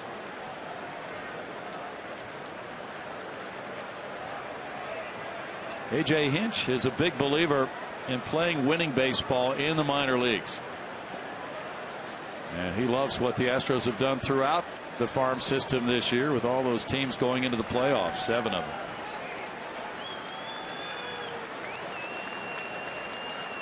One thing to develop players, and those tools you talk about sometimes don't come together, but another thing to have good individual players, and yet they have to put them into the team mix.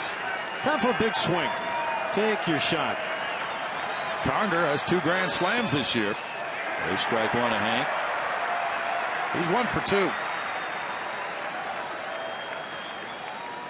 He could put some pop back into this game if he delivered 1 here. 4 balls, 2 strikes. Perez changing speeds on him.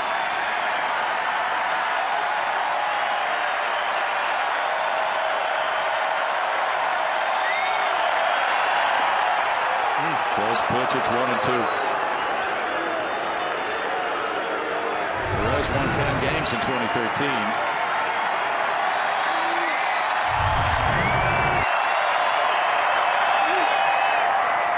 Conger fouls it.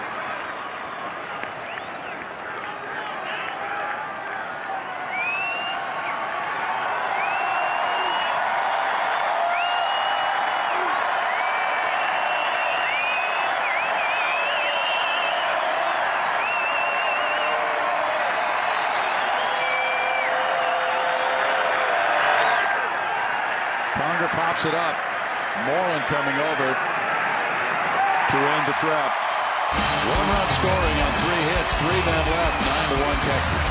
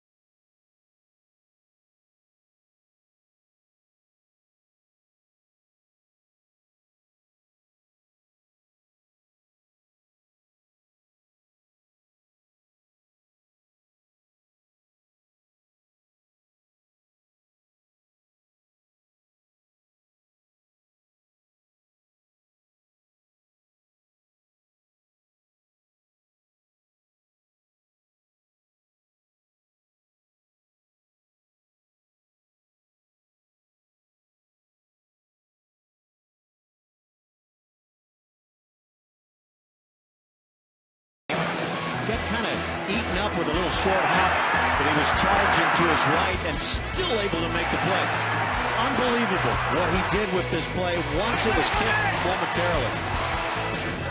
That's a rare ability. So difficult to recover the way he did, and then moving away from the target, still delivered the strong throw to get a speedy runner. Delino to Shields is 1 for 3 tonight.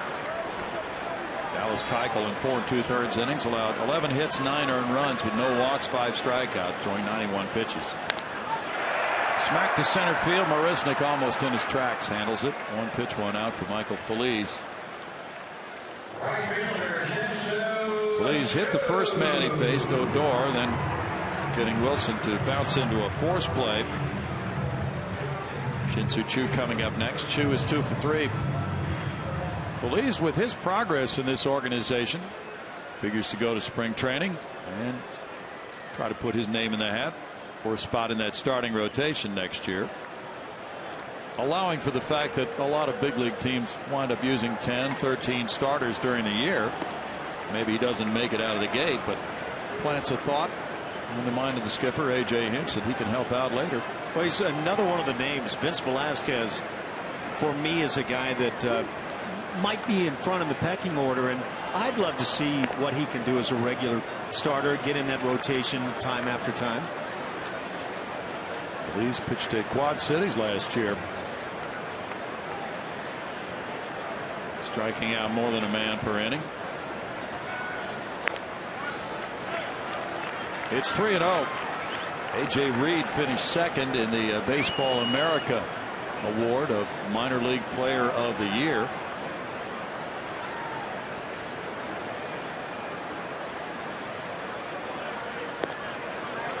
That's a 4-pitch walk to Choo. Julia? Hey, Brownie, it is time to name that Astro. It's brought to you by your local Honda dealer. Who's being played for Houston, Kansas City, Texas, and present playing for the Angels. It's Luis Pujols, who's an Astro from 1977 to 1983. Signed at 17 years old out of the Dominican Republic. Former teammate of mine, Brownie, and a guy who also managed briefly in the major leagues. Absolutely. Beltre's the batter. Beltre 1 for 3, an RBI single. Pujols wound up catching some of those playoff games when you were banged up, Ash. Yep. You know who I had sitting around me in the clubhouse? Art Howe, Louis Pujols, and Bruce Bochy. Guys that, and I knew Art Howe was going to be a major league manager. He was preparing for it at the time, but the other guy is really amazing, and maybe not coincidentally, both catchers. So all those guys managed in the big leagues. You managed in the minor leagues. That clubhouse was full of planning for later on, no doubt. 2 balls and a strike. Ryan McTaggart of MLB.com is writing a book right now on Astros history. He talked with Hal Lanier today, he said. Now bringing back fond memories of that '86 team. And you guys had quite a mix. You had Phil Garner on that club. Yep. 3 balls and a strike. You know, the '87 club broke out of the blocks. I want to say they won their first 6 games, and then I don't recall the reasons, but things suddenly went south. And it's one of the things that concerns me about this game. I think that there are a lot of people who think a team, because they suddenly are upstart, maybe like the Astros this year, are now on a path. I'm not a big believer in that path. I just think that you have to take advantage when you're given a shot. You may be getting better, but that doesn't ensure. See the Washington Nationals of 3-4 years ago. Doesn't mean that you're suddenly, or that you're consistently now on this upward path. In tight, Beltre coaxes a walk. Back-to-back walks for Feliz. And another guy on that '86 club who managed in the big leagues, Davey Lopes. Yes, that's right. Now, Davey had some of that air about him. And so probably not much of a surprise there. And he came out of that Dodger blue pedigree.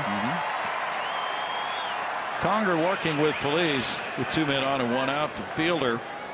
Fielder's 2 for 3, 2 runs batted in. He homered in the 3rd inning. So 9 20-home run seasons for Fielder now. But, you know, it comes in very different forms. Not all those guys that I mentioned that have become managers were great leaders by any stretch on the ball club. But they had certain personality traits that have worked out well as managers. Certainly Bruce Bochy, who very well could wind up in the Hall of Fame. Oh, I think he's a lock. Fielder now has 308 home runs in his career with the 20 he's hit this season. More than 900 runs batted in. And then what about Art Howe and the 20-game winning streak with the Oakland A's and the great teams he managed there? Yes. Is he a Hall of Famer? You know, strong career. A lot of consideration has to be given.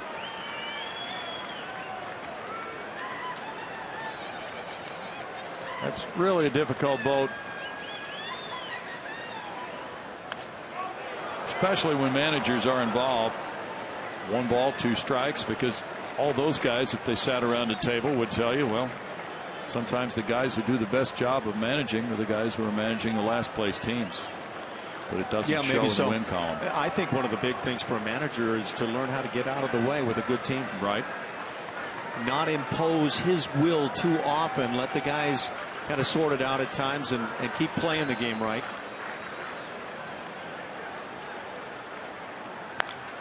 Rip foul.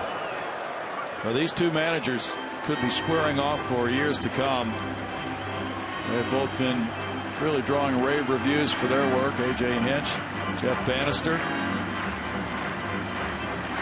Now here they are, very close in the standings in mid-September, where neither one was supposed to be, according to the experts, with their preseason predictions. Foul back. And Jeff Bannister, longtime bench coach with the Pittsburgh Pirates, went to Lamarck High School, growing up in the Houston area, at Baytown Junior College, University of Houston. He had to surmount all kinds of injury difficulties. In 1980, he had 7 operations on his left ankle. He had a crushed vertebra from a collision at home plate, was temporarily paralyzed from the neck down. He's had bone cancer, and he is being likened in these parts, as they used to say, to John Wayne. The Duke. I'll just call him the Duke from now on. Keep in mind, at the end of last season, I think a lot of people, myself included, considered Tim Bogart to be the incumbent manager for this team moving on toward the next season. True.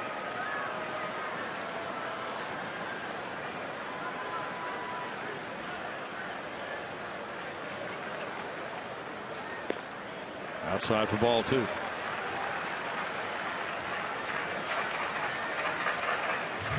Tigers lead the Twins 2-1. They had a rain delay. They're only in the top of the 4th now in Minnesota. Urban Santana started for Minnesota. Daniel Norris for Detroit. Eddie Rosario hit his 10th homer.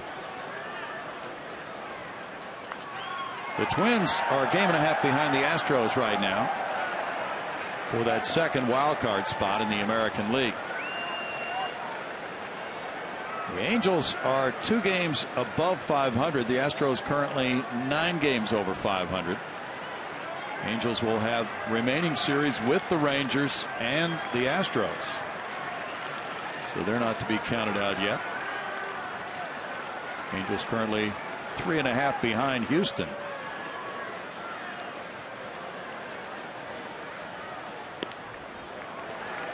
Now it's a full count. 10th pitch coming here to Fielder.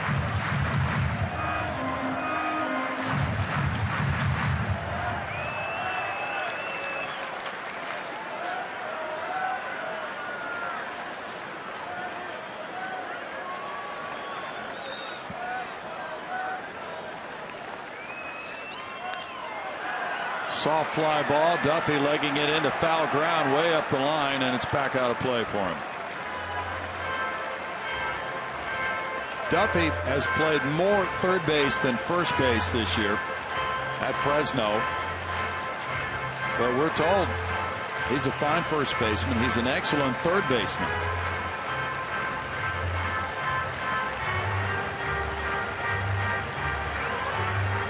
It'll be intriguing to see how it plays out. Not only the remainder of this season, but next year. Does Duffy align himself in such a way that he gets a genuine look to be the third baseman? Fielder with a high shot, drops the bat. This one is well gone. 3-run homer by Fielder. And a 5 RBI game.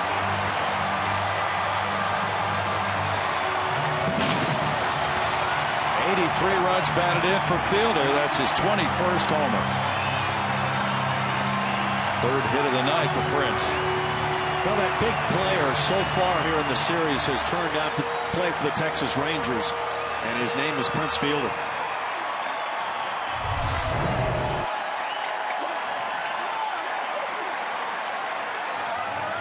No doubt about it. Came in as a pretty close to ice cold hitter in the month of September.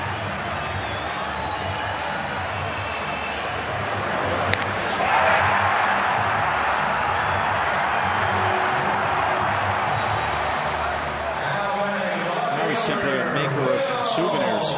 That's 8 hits in the 3-game series for Fielder. 3 homers in the series. And he's driven in 8 runs in the 3 games. First runs allowed in the big leagues by Michael Phillies. Will Venable bats for the first time. He came in to pinch run for Napoli. There's strike 1. So 12-1 Texas with 4 long balls for the Rangers. They're in the middle of the pack in the American League. They now have 152 homers. Duffy comes over for this foul ball. It's out of play. No balls, 2 strikes. The Rangers are eyeing a 1.5 game lead on the Astros.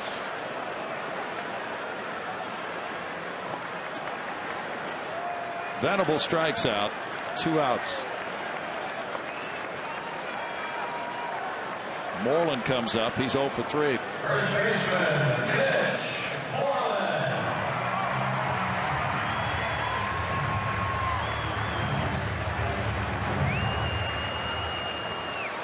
Rangers are 40-22 here at Globe Life Park against the Astros.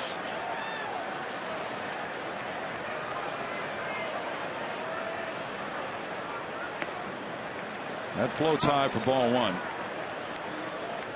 This is the 27th career multi-home run game for Fielder.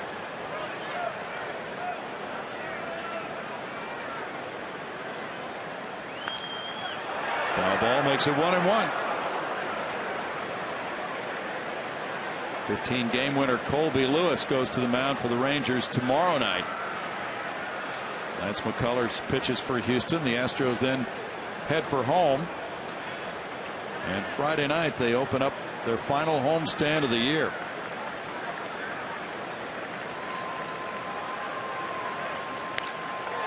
Out to left center field. Marisnik cruises back for out number 3. 3-run scoring on 1 hit. After 6, 12-1 Texas.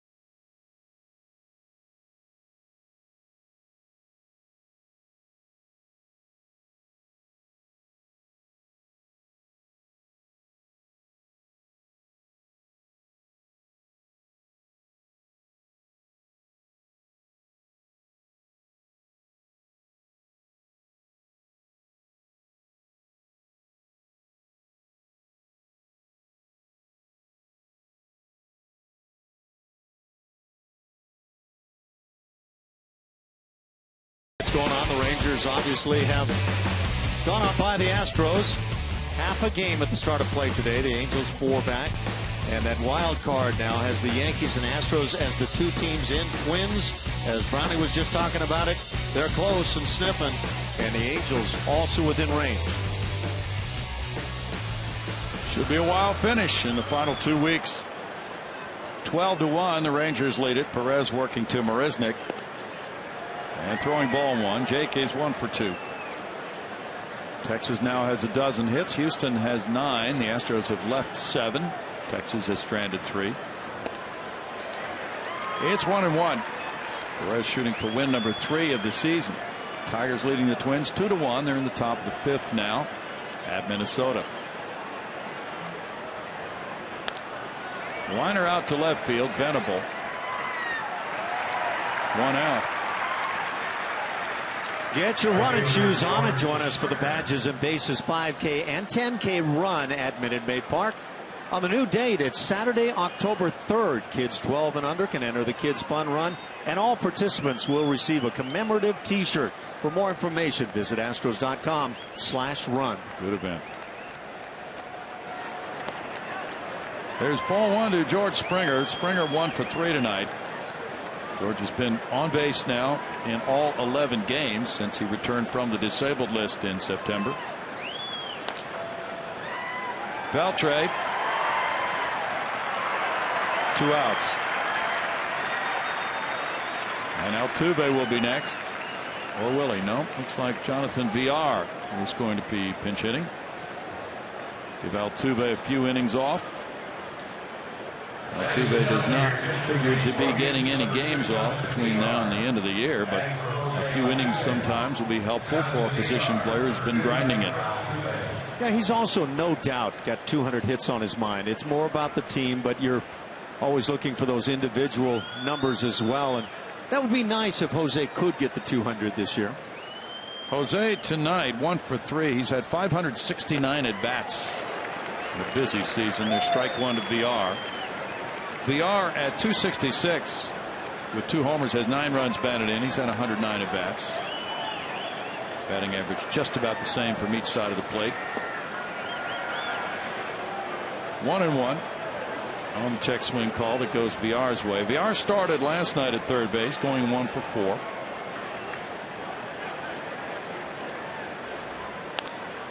Pulls this one to third.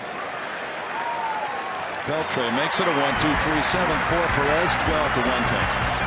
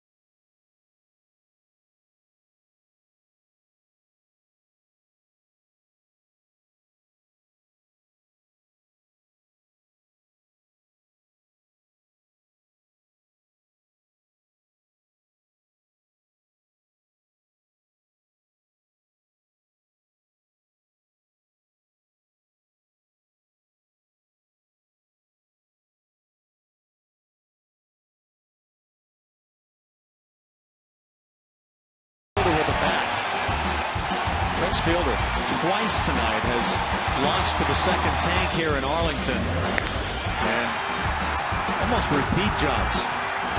When you hit one, I guess you know the second one is gone. I'd hate to tangle with those forearms. I Ironically, he's not a fielder anymore. He gave up first base, so the Rangers could have a better defensive team with Moreland playing there. Now Jonathan VR taking over at second base is getting set for the bottom of the 7th inning. Are you saying I missed on that assessment? No, you didn't miss.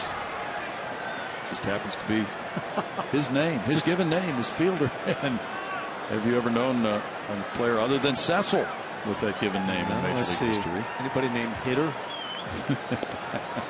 Generic last name. Elvis Andrus takes that one, and it's ball one. 34,483 the paid attendance at Scholar Hot Dog Night here. And there happens to be a pennant race. Fly ball to left field. Rasmus underneath. One out. And you would expect the crowds to be growing here as we get closer to the end of the season. Even though the Rangers have played better on the road, 41-34, than at home, 36-33. They've won 17 of their last 21 here. Odor hit a homer in the first inning when the Rangers had 6 runs. He's 1 for 2 and was hit by a pitch. Yankees lead the Rays 3-1 in the bottom of the 9th at Tampa Bay. There's strike one. We were hearing stories today that the Rays closer Rod Boxberger has said that he was overpitched earlier in the season, and that has led to ineffectiveness lately. Which of course translated means my manager totally blew it. Greg Bird hit his 7th home run for the Yankees tonight. Luis Severino pitched well for 5 2/3. That's a liner into left. Odor with his 2nd hit of the game. The Rangers are fattening their batting averages in this series. That's 13 hits for them tonight. They had 14 last night and 8 Monday night. Nick Martinez is up in their bullpen. Bobby Wilson, the batter, 0 for 3. And the Yankees are shooting for their 80th win of the season. Looking strong for that #1 wild card spot. Wilson takes ball one, and there are now questions about Toronto. And you see Nick Martinez and the viability of the Blue Jays postseason chances with the Troy Tulowitzki injury. He may be back for the playoffs. Yeah, they were one of the estimates I heard was a couple of weeks. That would get him back in time. But boy, that's a dangerous club. It's not that he's been bashing the ball, but he's played very well defensively for them. It's out to right center field. A long run here, and this one jumping up in the wall. Marisnik unable to prevent that one from going into the bullpen. A home run for Wilson. #1 for him.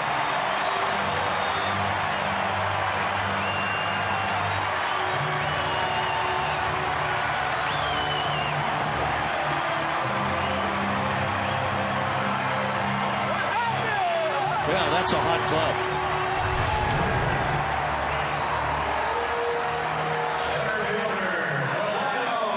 Pretty good pitch to hit, too. I believe that's his first in the big leagues as well. That's a 5 home run night for the Rangers.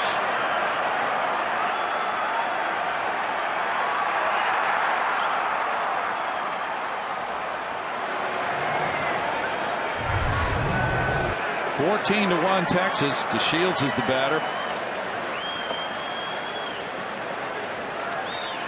It's 1-0, and Phillies in that unfortunate position of being left in a blowout game.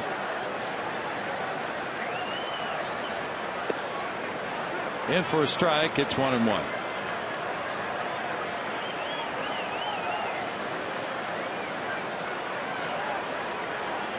AJ not wanting to expend any other bullpen resources in a blowout game.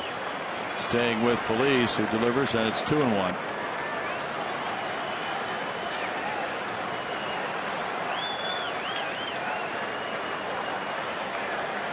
Faulkner has joined Martinez in the Ranger pen. In tight, and it's 3-1 now.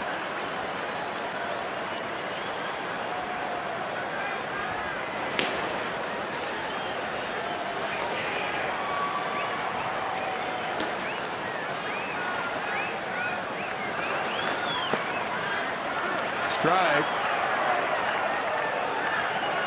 3-2. I realize this is a blowout game, but watch Max Stassi, just how smooth he receives. Not the way he pulled that ball into the strike zone, but a very nice looking receiver. Stassi just took over for Hank Conger, who was 1 for 3. Ground ball, and Duffy comes up with a short hop play. Nice.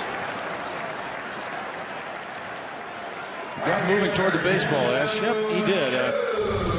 Look, you got to find some positives in defeat, but not an easy play. We saw Adrian Beltre, one of the game's best third basemen, kick that ball recently, and so you got a guy who could become a factor for this team. Looks like he's not scared at all to play the game. No, he looks pretty calm. HOU is the batter. HOU has a couple of hits and a walk. He has scored 3 times tonight. 14-14-0 for the Rangers. 1-9-0 for the Astros. Liner past VR. Third hit for HOU, and he continues his September surge.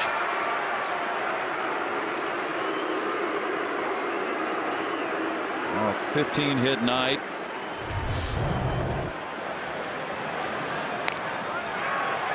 Doesn't hurt in professional sports to have a name that sounds like boo some portion thereof, because the fans will get into it every time.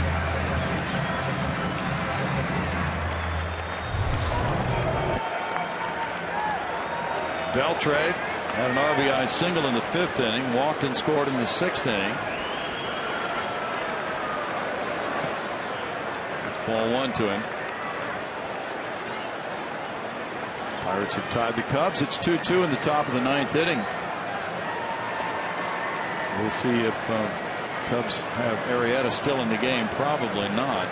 He was shooting for his 20th win.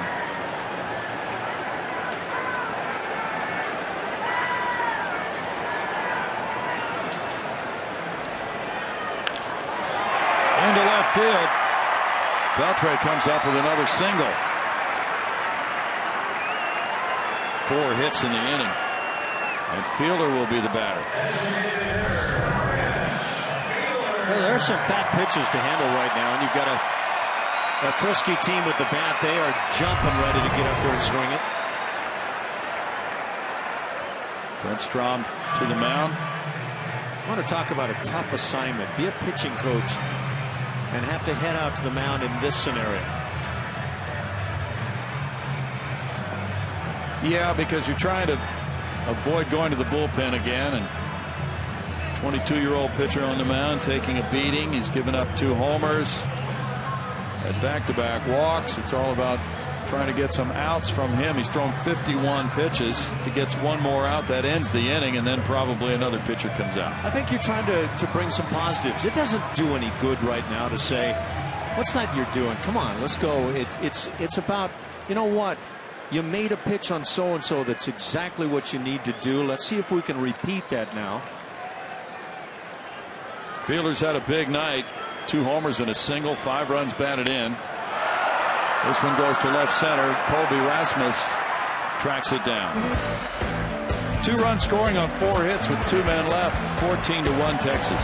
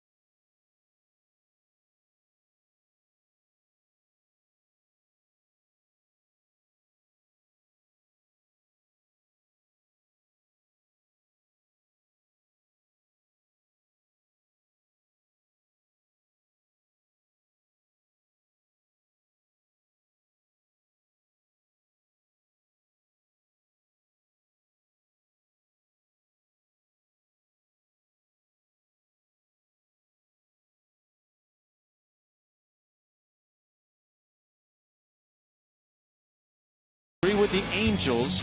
An off day before the Rangers come in for 3. Those could prove, and the Astros would love to make those be really important games. And so, clubs played terrific at home. Make up some ground. 3 in Seattle and then 3 against the Diamondbacks to finish the season. I guess we'll just wait and see how this all plays out. 14-1 Rangers. They go to the bullpen. And they bring in the lefty Faulkner.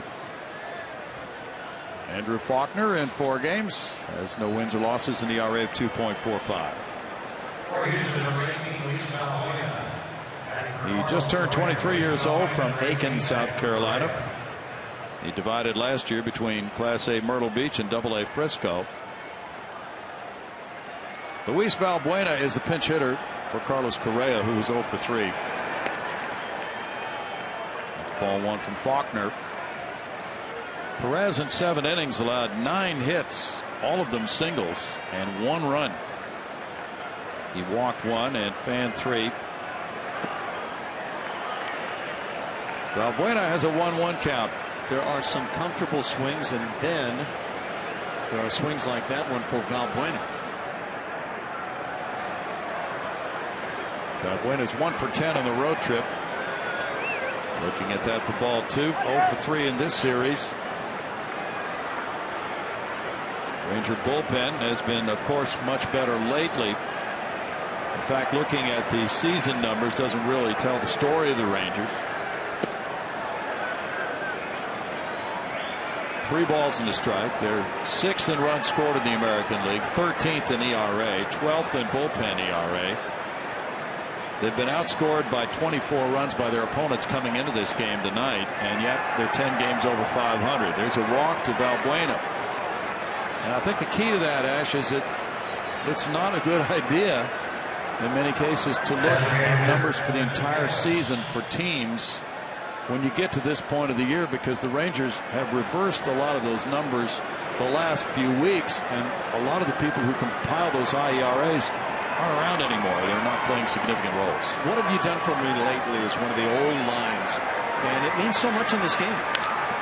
There's a drive by Gaddis toward the left field corner. It might get over the wall, and Gaddis has banged one into the seats. 2-run shot for Gaddis, number 24.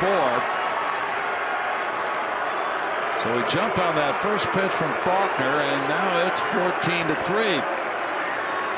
First extra base hit of the night for an Astro. And the 3rd straight hit for Gaddis.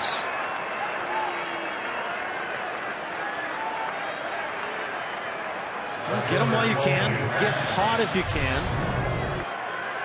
Help your club to a victory coming up. Look at that one-handed swing. Not the typical one-handed. The top hand stayed on.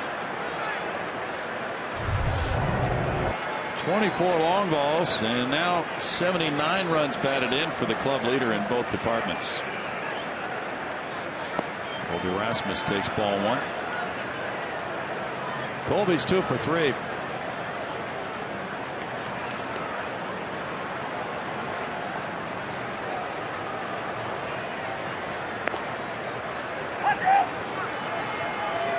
Gaddis hit a homer at Oakland earlier on this trip, September 9th.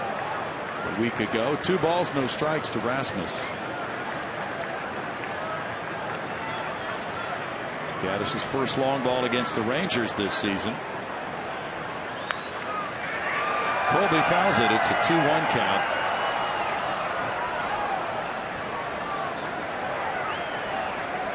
Back home in Dallas. Gaddis, it's a nice line drive just to the right of the 354 sign. That's a high wall and left. In the air off the bat of Rasmus. It goes toward Venable and left. Well, now we go to Julia Morales.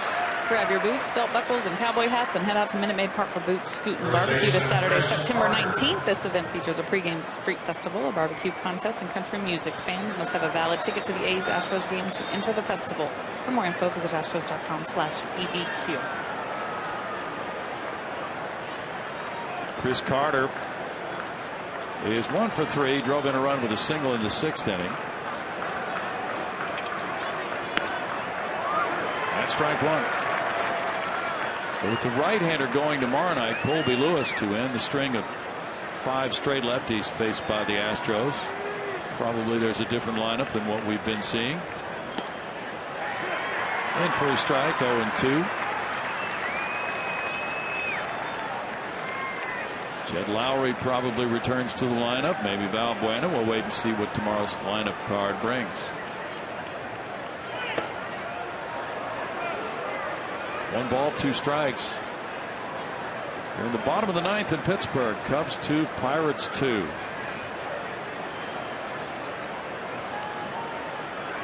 Jake Arrieta left after 8 innings with a no decision.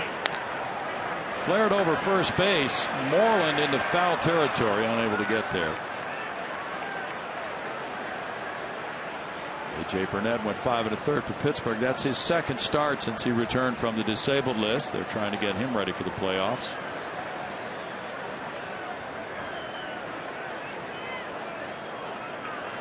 St. Louis has a 1-run edge on Milwaukee, 5-4. They're in the top of the 7th. Minnesota still trailing Detroit 2-1. They're in the top of the 6th. Angels underway at Seattle, no score of the 1st. A strikeout of Carter, 2 outs.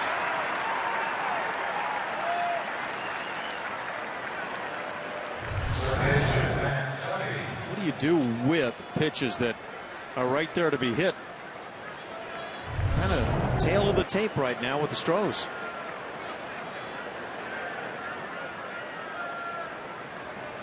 Matt Duffy has grounded out and walked. Strike 1 to Duffy. Trying to pick up his first major league hit here. Faulkner broke in and retired the first 9 batters he faced in the majors. Foul back, and it's 0-2. These two may have tangled in the Pacific Coast League earlier this year. Duffy playing for Fresno. And Faulkner for Round Rock. Faulkner came up from Round Rock August 28th. 1-2. Faulkner started at Frisco. He was 7-4 there with a 3.86 ERA as a starter and reliever, and then he moved up to Round Rock August 12th. 2 balls, 2 strikes. Max Stassi's on deck. It's legit good stuff being brought by Faulkner. A left arm out of that bullpen. Boy, what a change in that Texas bullpen from start of year to this point. It is a massive change. In the air, foul and out of play.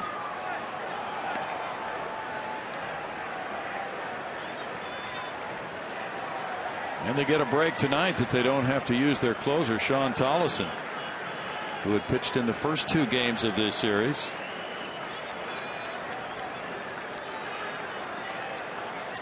You know what? It's not a load of veterans that have stepped in to shore up this bullpen. They've turned it to some really good young arms.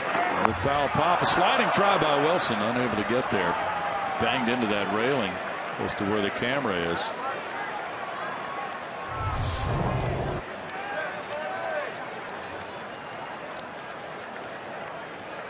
I think sometimes we can get too caught up in thinking veterans always outplay a youngster, but I'll take a youngster with tools. Yes, sir.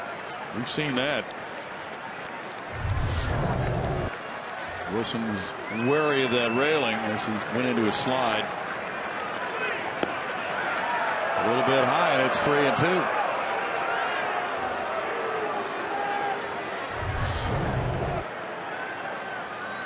Don't get comfortable taking that pitch.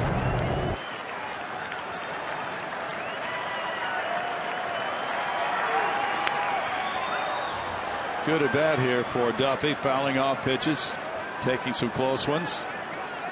It would be nice to see him rewarded with his first major league hit. This would be the 9th pitch to him.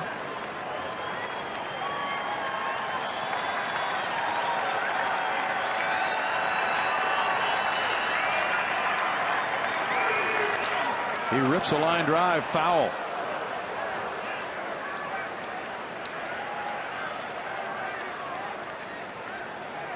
Looks like he'll give you a battle.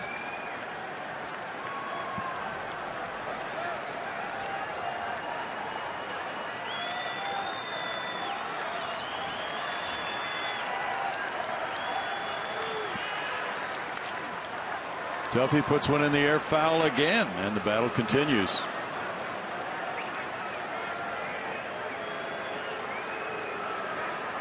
If Tolly Feliz was the closer for the Rangers when the season opened, Tollison was in the bullpen, but in more of a setup role.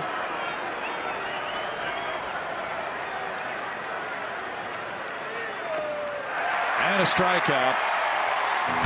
That ends the Astros' 8th. They get the 2-run homer from Gaddis. It's 14-3 Rangers.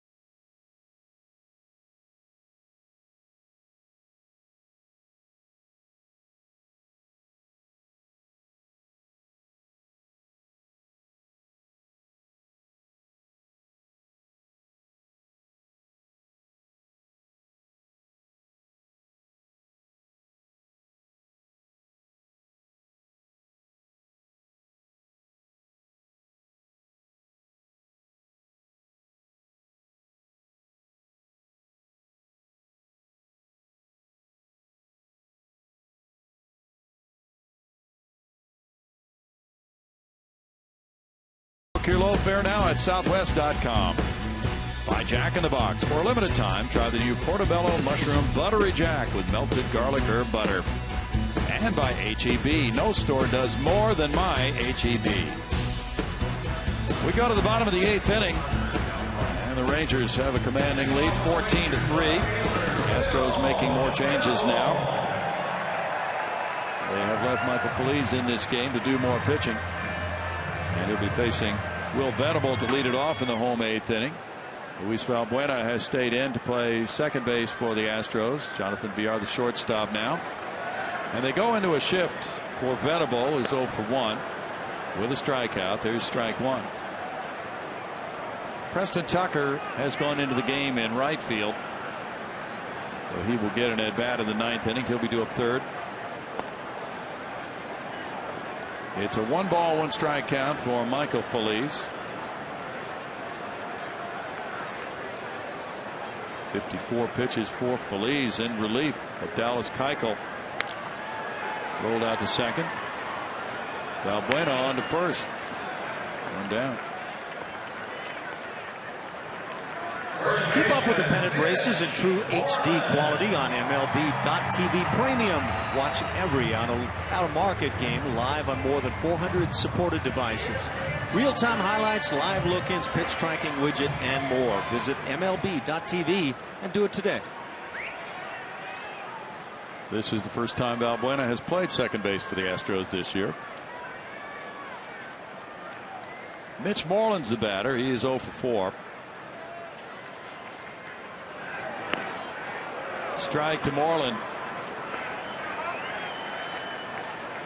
After tonight, the Astros will have 16 games left this year.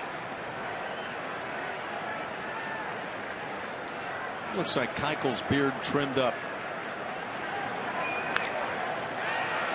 He fouls it back. 0-2.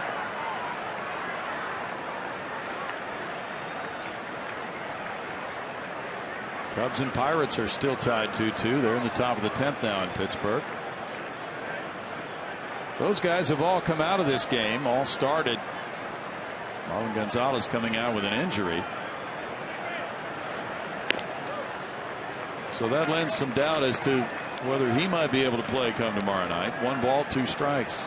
Yeah, if he has to come out in game tonight, I just can't see that he's suddenly available tomorrow. Keep in mind, it's the pointer finger on that left hand. That's my understanding as to the one that's really hurting and kind of scratching away there.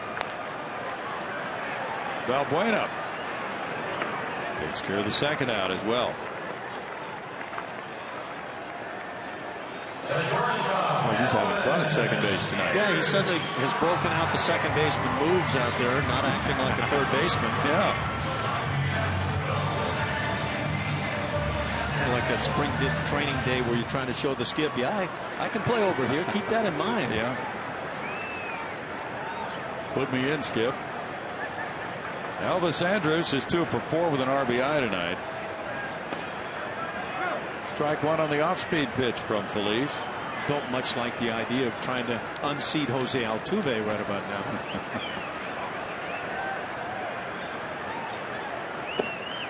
It's kind of like those famous players down through baseball history. You know, who pinch hit for Ted Williams. Questions like that, they just hardly ever happen. I think there was one pinch hitter in Ted Williams' entire career for him. And it wouldn't have been because the skip thought this other guy was better than Ted. No. Unless, of course, the skip was having one of those really bad days.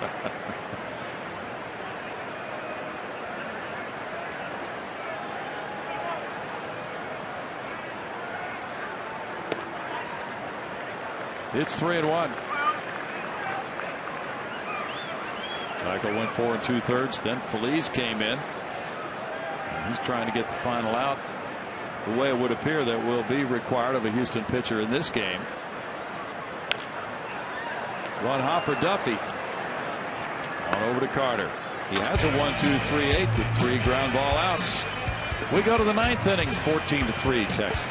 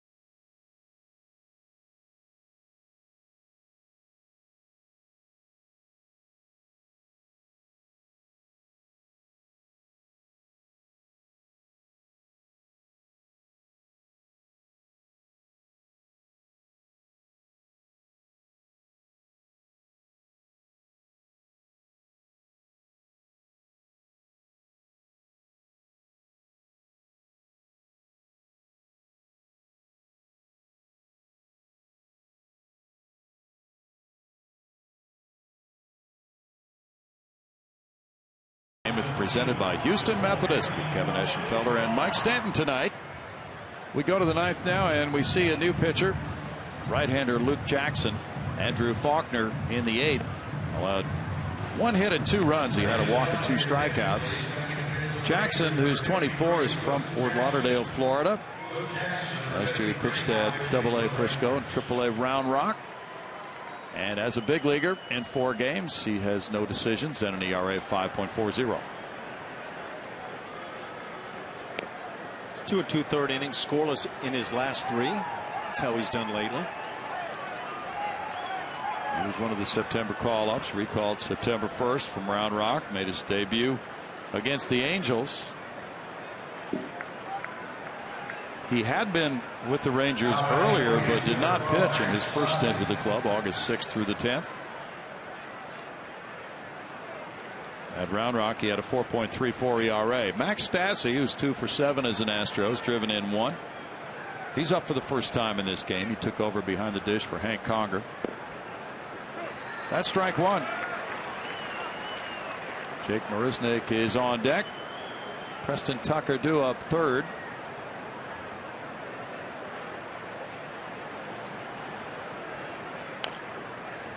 Tap foul.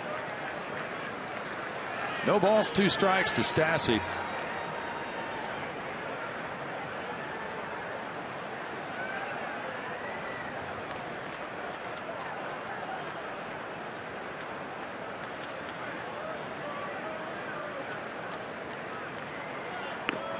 Stassi grew up an Oakland A's fan, used to go to games there. His dad got to see him play when the Astros were in Oakland to start this road trip. 1-2. Real special thrill for any player to come back to the city where he attended so many games and actually play in that stadium. He was born in Woodland, California. Oakland drafted him in the 4th round in '09. You know, a guy drafted by that Oakland club had to be dreaming of playing there in an A's uniform, and as it turned out, he did not play in an A's uniform, but in a different one in Oakland. Yeah, it's probably that my dreams are coming true now, and it's all going to line up well. Boy, a lot of times it's dangerous to think you've got the future figured out. It's going to send you all kinds of places. You know that. This is the 3rd year Max has been with the Astros. Just briefly, he had 7 at-bats in 2013, 20 last year. 3 balls, 2 strikes. You could speak to this, Ash, but for years we've been hearing that it takes catchers longer to develop than other position players. Do you sign on to that? I don't know. If you're Johnny Bench, it doesn't take you long at all. There's a very few chances to be Johnny Bench, I would say, but yeah, some guys are born to do things where others learn and tool themselves into things. I'll just say of Max Stassi, I'm surprised he had the year he had this year down with the bat. His catching skills look good to me. And when we've seen him last year and this with some of those occasional at bats, he's put on a nice battle, done a nice job. His father, Jim Stassi, was a high school coach at Yuba City High School. Strike 3 call, 1 out. Max was headed for first. Yeah, that's not a good pitch to head first on. Jackson gets out number 1, now faces Marisnick. Jake 1 for 3. The bullpen ERA in September for the Rangers is 1.98. That's second best in the majors, and that's what we were talking about with numbers. You can really look at numbers until you're blue in the face, and yet they can be spun all kinds of different ways when you get 144 games deep into a major league season. The seasonal numbers for the Rangers do not seem to tell the story of what we're seeing right now. Well, the seasonal numbers on the St. Louis Cardinals somehow added up to possibly the best team in baseball, along with Kansas City. But I imagine there are a lot of very nervous St. Louis Cardinal fans right about now. Maybe true for Kansas City as well. Yeah, that's been an ongoing discussion.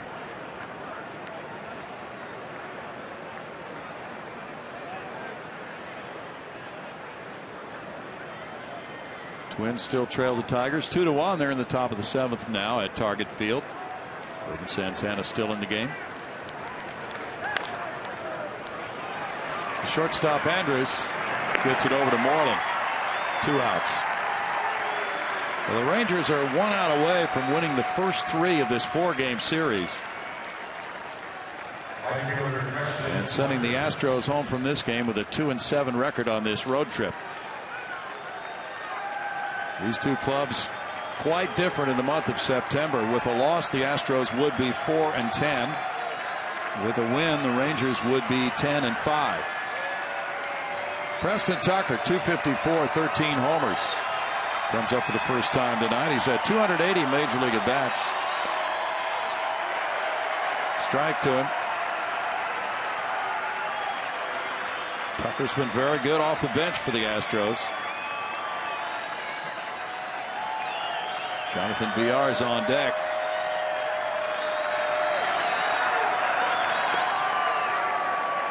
Because there was a 2-out, 2-strike home run by Tucker in Anaheim the other day that propelled, or at least started that rally for the Astros to score 5 runs and win it. What an exciting day that was on Sunday, and the thought was that could help as they came into this series. Yeah, is a game like that a momentum maker, or is momentum something that you just kind of see as it moves along? I don't know. Ranger fans are cheering. 34,483 the paid attendance. That's better than their average of around 30,000 for the season. Tucker takes it. It's 2-2 to Preston. Brother Michael did very well in the playoffs this season. Now we'll head for the Instructional League. First round draft choice of the Astros in June. And a strikeout ends it. Texas has won the first 3 of this 4-game series, and 6 games in a row from the Astros. They have now moved a game and a half in front of Houston. We'll be right back.